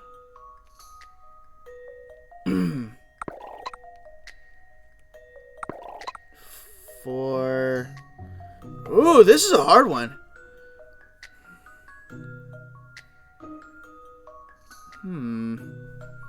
Alright, let me try this again. So it's always gonna double. And I can't put 3 in because it's gonna make 6 and it won't open up.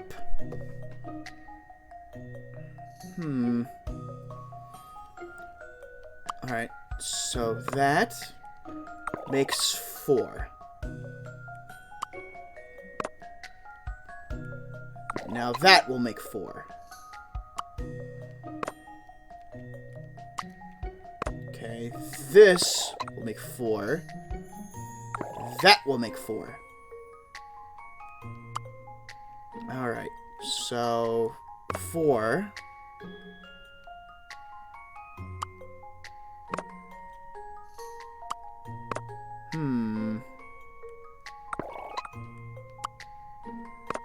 That's 5 there. Wait a minute. Bam! Got it! Yeah! This should do it, I think. Da-da-da-da-da-da. You did it! What a lot of lovely pearls. Perhaps a few too many, in fact. To solve this puzzle in as few steps as possible, you need to avoid moving the pearls around too much. See if you can solve it in 9 steps. Ooh! 9 steps for that one. And dang, I almost doubled that. Well, it's still solved, so that's good. Also, I hate to say this regarding pearls. They have pearl farms, and they really mistreat the clams that have to make the pearls. Because how pearls are made is whatever food that clams eat, they take that sand and compress it, and that's how they make pearls. They force the animals to eat sand to make the pearls in mass production. And that's just so cruel. Ooh, and I can make radish salad. Are you sure now, Madame Dublé? Have I proved my abilities to you? Yes, that's most impressive. I feel quite reassured. Congratulations, miss. Now we can find out what this case is all about, at least. Okay. Let's see what we got. Coin. Clock. Oh, I thought this was some kind of pillar. Then I thought it was a bomb. And then I finally realized it was a grandfather clock. Puzzle! Oh, look at this portrait. What's up, pussycat? There's a puzzle hidden behind this picture. Do you see? Cyril, why don't you try to pound out the answer? Yeah, I kept seeing those, and I was like, aren't they hurting them? It's very concerning no such method to get pearls. Yeah, it's sad. Robots take the cake, too. Oh, no. This again. Oh, this one is... Okay. This one was tricky the first time. Now we gotta do this the second time. Alright, so I have to be sure that I get a strawberry on each cake. So, this is probably just me gonna be doing a whole lot of trial and error. This one?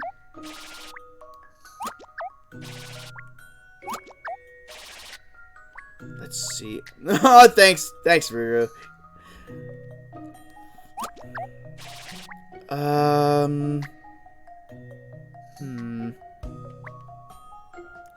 That one? That's looking good so far.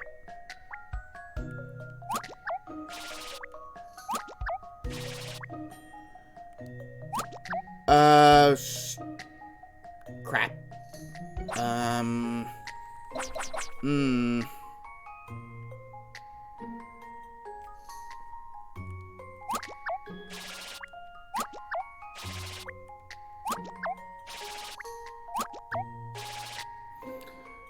Yeah, something's up. I had to start at a specific spot. That one, maybe?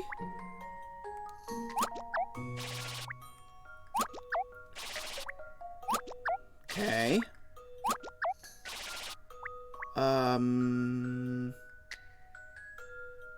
Try here. And there. Then that. There. There. There. No!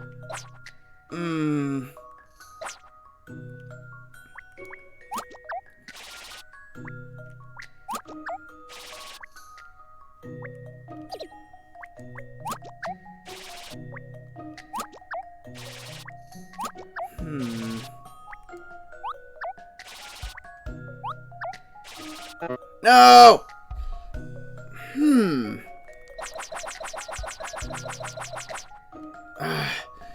The starting is going to be the biggest trick for this one.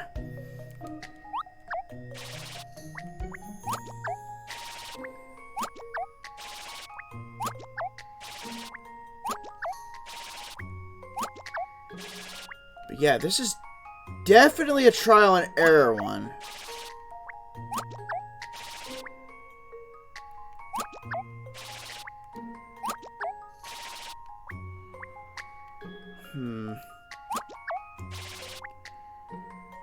Yep, and I can already tell from there that I screwed up. Still, let's try that there. Okay.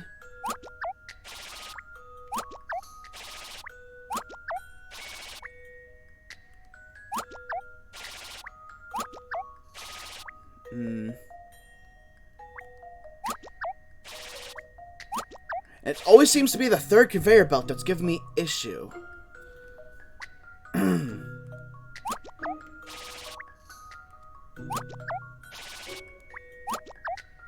It's gonna be impasse. Because I can't put anything on this conveyor belt. Alright, try again. And if this one's causing much issue, I need to keep that, like, as the third... No, I can't even do that as the third option.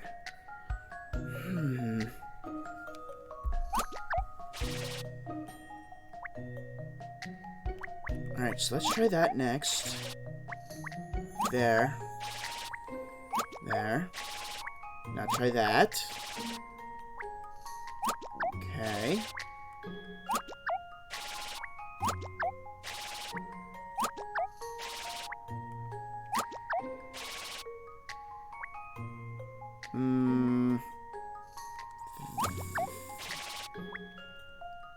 No, not that. That? Okay.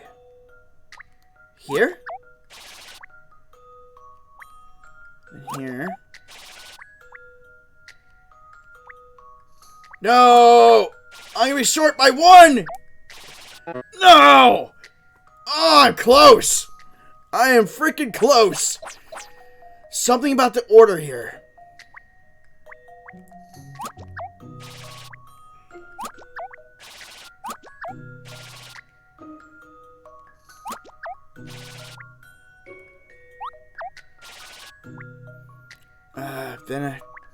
Then I'm stuck with 1 cake.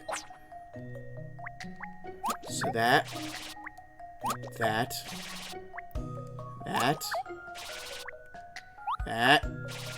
No! I'm shy 1 cake. What am I doing wrong here?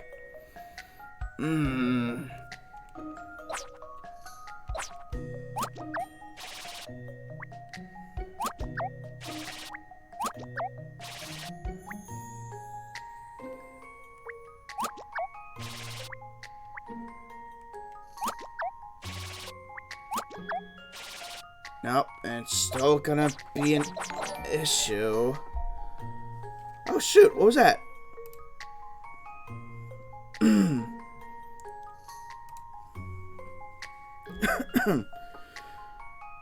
Hold on, I heard something, and for some reason, my chatbot isn't doing anything. Shutterbug, thank you for the follow! You know what? Just for that, I'm gonna give you a nice shout out. Oh wait, I already did shout. I'm sorry. I'm sorry. My brain is frazzled because of this freaking puzzle. I am so determined right now to try and get this done.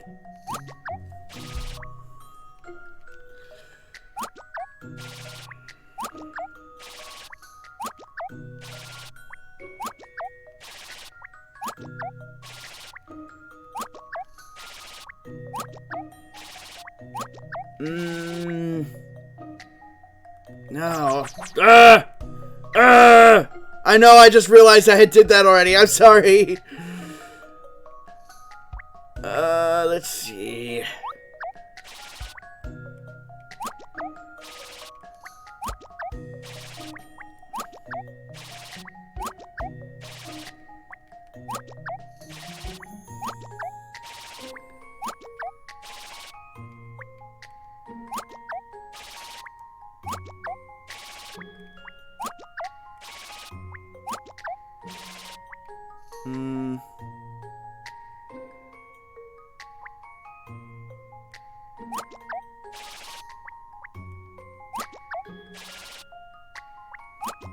And I'm shy by 1 again. No, come on. I know. Thank you so much. I am so determined to get this puzzle. I'm just shy by 1. Where am I messing up? And it always seems to be on this side here.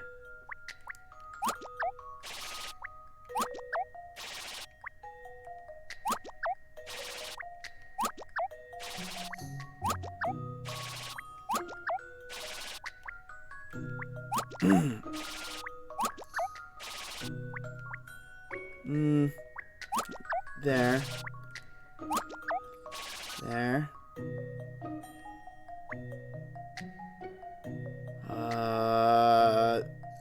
This one. And there. There. No, it's gonna do it again! It's gonna do it again! No, I'm passing. Ah!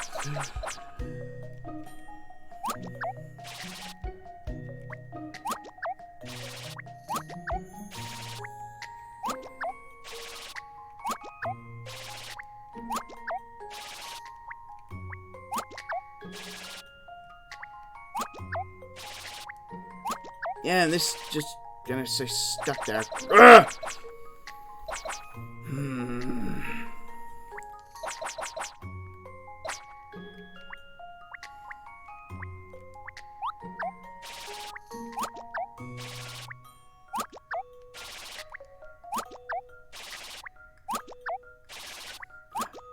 I switched from my phone to my computer and Twitch thinks I haven't been here before.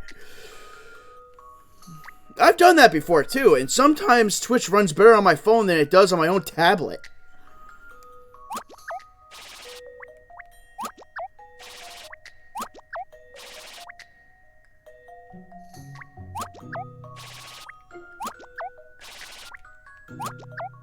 Okay, wait a minute. This looks good. This looks good. I think. No, it doesn't! Wait a minute! Yes! I got it! I got it! Yay! This puzzle's got some bite. I ain't nothing but a hound's dog. That's right! You did it! I bet Alex Lipsky wishes he had some robot help once in a while.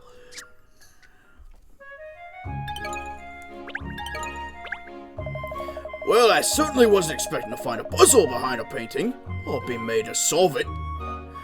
There are puzzles everywhere in the world, sir. It keeps us on our toes, doesn't it? Or in your case, on your paws. Thank you, everyone! Thank you for the support, too! Oh, that felt great! That's an impressive light. Makes the office angle poise look a little shabby. Look at the intermingling of the bold brushstrokes and the delicate composition. This must surely be a famous work of art. Oh, wait, what we got here? Come on. Not one cat statue in front of this nice vase. Not even two, but three? Meow, doesn't she sleep at night? I'm afraid you'll have to ask Madame if there's anything you need to know. Okay. Hello, blimp woman. So, Madame, perhaps you could tell us what it is that you'd like us to do. Naturally, that's the whole reason why I asked you here. It's really quite simple. My poor Rex vanished yesterday, you see. You simply have to find him for me. I see, and this Rex is the Rexy Wexy you mentioned before, I presume? Oh, I feel sick just saying that word. Yes, my beloved pet. Oh no, Rexy Wexy is so much more than a pet. He's family, I tell you.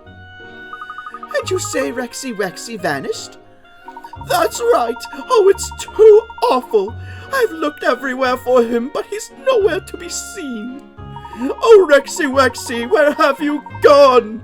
It's a mystery, Miss Layton. A complete mystery. Please don't trouble yourself, Madame. When I investigate, I leave no stone unturned. We will find him. Gosh, I'm a member of the family missing. How terrible for you. We'll track down Rex without a moment's delay. Oh, please do. I'm simply beside myself with worry. So, Madame, I'd like to ask you a few questions about your missing pet, if I may. Yes, of course. I shall do anything I can to assist. Oh, my goodness! What's the matter? Look at the time. I'm terribly sorry, but I have a luncheon engagement. Dear me, my appetite isn't too much at the moment, but one must keep up appearances no matter what. Just a moment, please, Madame. I would naturally assist you in the search if I could, but these business luncheons are quite unavoidable. Still, I'm confident I can rely on you. You'll find my Rexy Wexy for me, won't you? Now, do excuse me. Oh. Well, the great dame really gave us a lot to go on there, didn't she? Yes, the creature's name is about all she actually gave us. This is going to be a challenge. No clues, no nothing.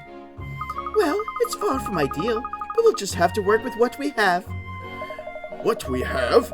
We have nothing but her name, and a stupid one at that, especially for a cat. There's no such thing as an easy job, Cheryl. So, where do we start, detective? You're still on that, are you? All right then, we start. Yes, we start right here, in this room. If the foundation of all good detective work is investigation, we need to sniff out more information about this Ruxy-Wexy. Well, you're in charge, Cheryl, so let's start investigating. Okay, we start investigating. Investigate this plushie. Puzzle! There's another cat toy here as well. They're everywhere. Oh, that's reminded me of a puzzle I know about cats. Alright, what do we got? Parody cat. These 10 cats need to be divided up into pairs in accordance with the following rules. There should be 3 pairs of cats of the same type. In other words, the same shape and coloring. If a cat is wearing a ribbon, the other cat in the pair must also be wearing a ribbon. Press and hold A to pick up a cat and move it to another cat's position. When you release the button, the cats will swap over. Okay. Divide it up into pairs. Interesting, because you can only fit 2 per box, but there's cats that have bows, and there's only 3 of them.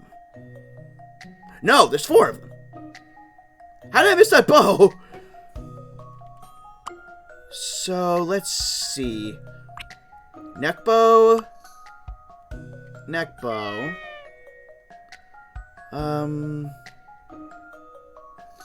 Yeah, it can't just be Oh!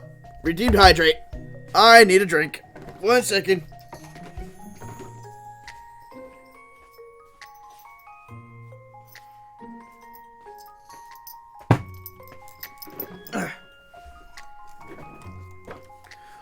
I'm so glad I keep seltzer on hand. Thank you for the redeem, Maga.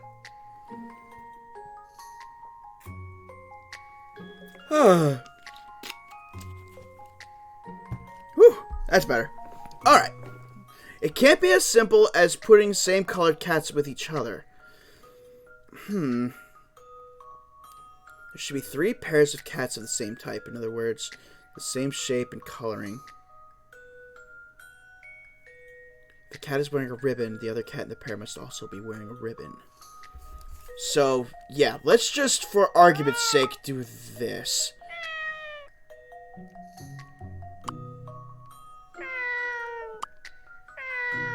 Yeah. These 2 are the outliers. So what am I missing for this?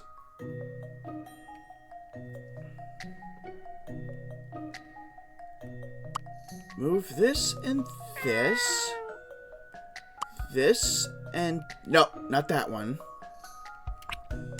This.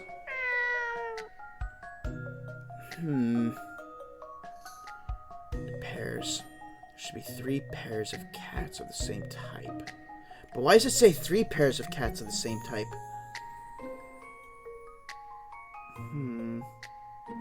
Cat is wearing a ribbon. The other cat in the pair must also be wearing a ribbon.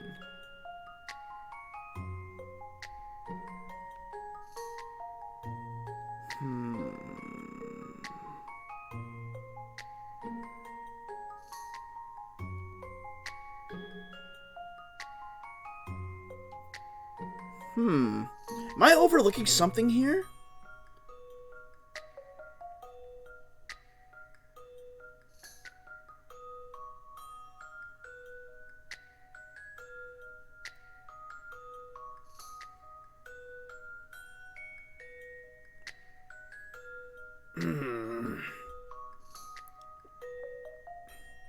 Because these 2 pair up, these two pair up because it's the same shape and coloring.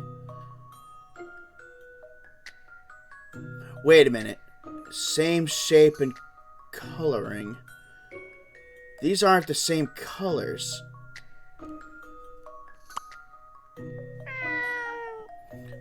But then, what do I do about this? If a cat is wearing a ribbon, the other cat in the pair must also be wearing a ribbon.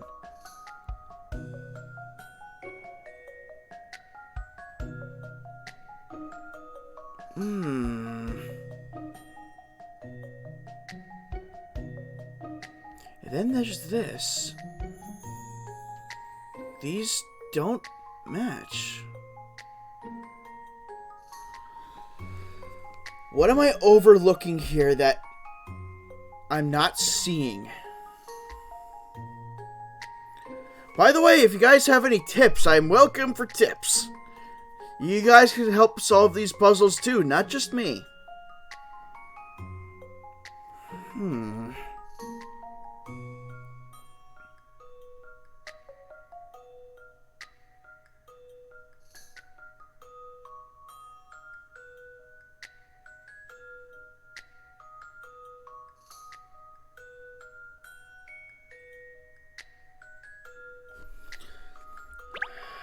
Do I use a coin for this, though? Oh, you think I got it? But what about this? You know what? Let's try it. A good puzzle is something you have to chew over. Holy crap, I did get it! Nothing but a hound's dog. But how? You did it! They're all getting along perfectly. Pairing them up first by the ribbons and then by type makes it easy to see solution. But that doesn't I don't know. I don't know. No idea. I got it. I got it. I got it. Very good, Cheryl. That should earn you a doggy treat. Oh, well, you know, it was nothing really. Yes, thank you, puzzling. But that doesn't explain that one box, though. Why the one purple cat and the gray cat work? They weren't the same color. So, in the most prominent position at the center of the room, we have a large bunch of flowers and a soft toy cat. Which just goes to show how much she adores cats, surely. A cat lover. Okay, this one? That desk looks like an antique. It's rather understated, but I expect it's worth a small fortune. And let's not forget the obvious, the whopping great stuffed cat sitting on it. It's cute, isn't it? I wish I had one. Cute? Really? I think so, don't you? Oh yes, of course. Though it could never rival you, miss, naturally. It's strange, though. Cats are usually very destructive creatures. Tell that to my cat. Or cats. Well, no, it's now cat, since the other one is, gone. Sorry. But, yeah, they're not very destructive. But there are no signs of scratching or gnawing on any of the toys. Well, because you want to put the ones that look right together, then leftovers are together. Not all the cats were going to be the same. Oh, okay, so I was looking too deep into the directions. That's what the problem was. No claw marks and no teeth marks. Aha! So Rexy Wexy is an upper crust kind of cat. Scratching and gnawing up beneath him. Oh, jolly good, Cheryl. You're like a real detective. Okay, no. Wait. This? Nope. This? Yep. Where is the other clue? Wait. Now. Other clue. Where are you? I mean, there's the flower. Oh, wait. Do I talk to her? Madame is very busy, you know. Every single day.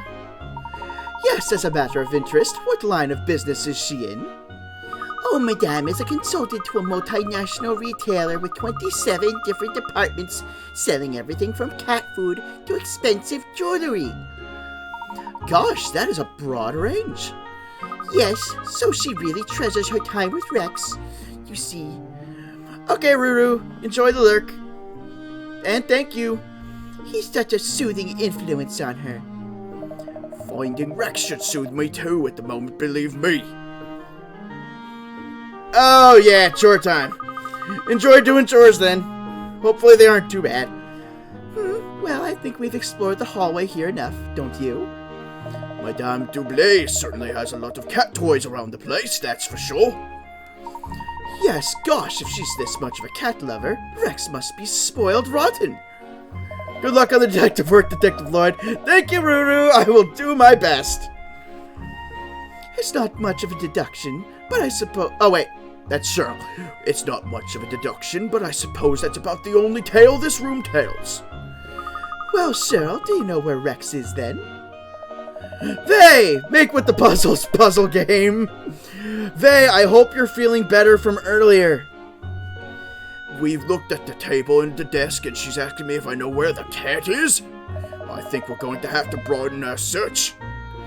It's like looking for a needle in a haystack, though. This match is simply vast. Where do we start? Excuse me, detectives. I hope you don't mind me interrupting. Madame did say she was happy for you to look around the residence if it would be of help. Thank you very much. I wonder, could you tell us which room Rex spends most of his time in? Yes, of course. That would be Madame's parlor. It gets a lot of sun, you see. Rex always enjoys napping in the sunshine. I see. We'd like to investigate the room if we may. Although I imagine it's been cleaned and made up since Rex's disappearance, has it? Oh no, miss. Madame was very clear on that. You must leave the scene completely undisturbed, she said. Perfect. Could you show us the way, then? Certainly, miss. Follow me. And we got our first clue. And yeah, doing quite a bit better. Clinic diagnosed it as food poisoning. Honestly, never happens to me, so it was a surprise. Food poisoning that would cause fatigue? That must have been one hell of food poisoning. Wow. But still, I'm glad you're feeling better. But for a few days, I would stick to a liquid diet just so you can pass everything out of your system. Trust me, just eat like toast with nothing on it, have jello, have pudding. Fatigue from dehydration. Okay, so they did say it was dehydration. You had mentioned you weren't sure. Hey, that makes it even better to stick with a liquid diet. That'll cure the dehydration real quick. As well as all the fine furniture in Madame Doublé's residence, there are a great many cat toys and ornaments. It would seem that she's a cat lover.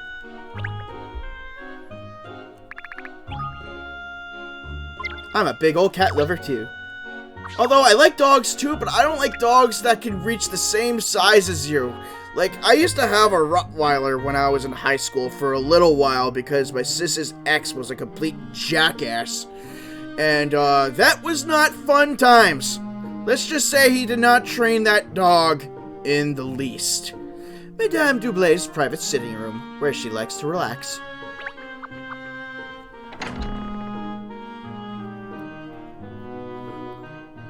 Ooh, I see some bit apples. This is Madame's parlor. As I explained, she did say she wouldn't mind if you needed to look around. I must only ask that you be careful of the furniture and ornaments. It's all very expensive, you see. Very expensive, Douglas. Going to lurk for a bit. I have to do a math quiz before stream. Okay. Oh, you should have done that sooner. Don't be watching stuff. Get the quiz done. Work is more important. Well, work is more priority. Gosh, my palms are sweating just hearing you say that. Oh yes, one more thing. There's actually a picture of Rex in here which might help you. Just over to the left there. Do you see? Hello, kitty. So that's who we're looking for. You know that Rex is a boy, I presume? Yes, we'd realize that. Thank you. You did? How? I can't tell. You kind of have to, identify a certain spot to figure out if it's a boy or a girl. I hate it when it goes missing. I do hope you find him quickly. Don't worry, this case is in safe hands with myself and my detective assistant, Agent Cheryl here. Cheryl, miss? Is that short for Shirley? Haha, no, actually. Cheryl is my dog's name, and he's a he. Oh, how interesting. Your dog is a detective as well? Well, Cheryl, I do hope you find Rex soon. He's very special, you see. Woof. Haha, pretending to be a normal dog for the maid's benefit, are you? How considerate of you. So then, let's see what we can discover in this room.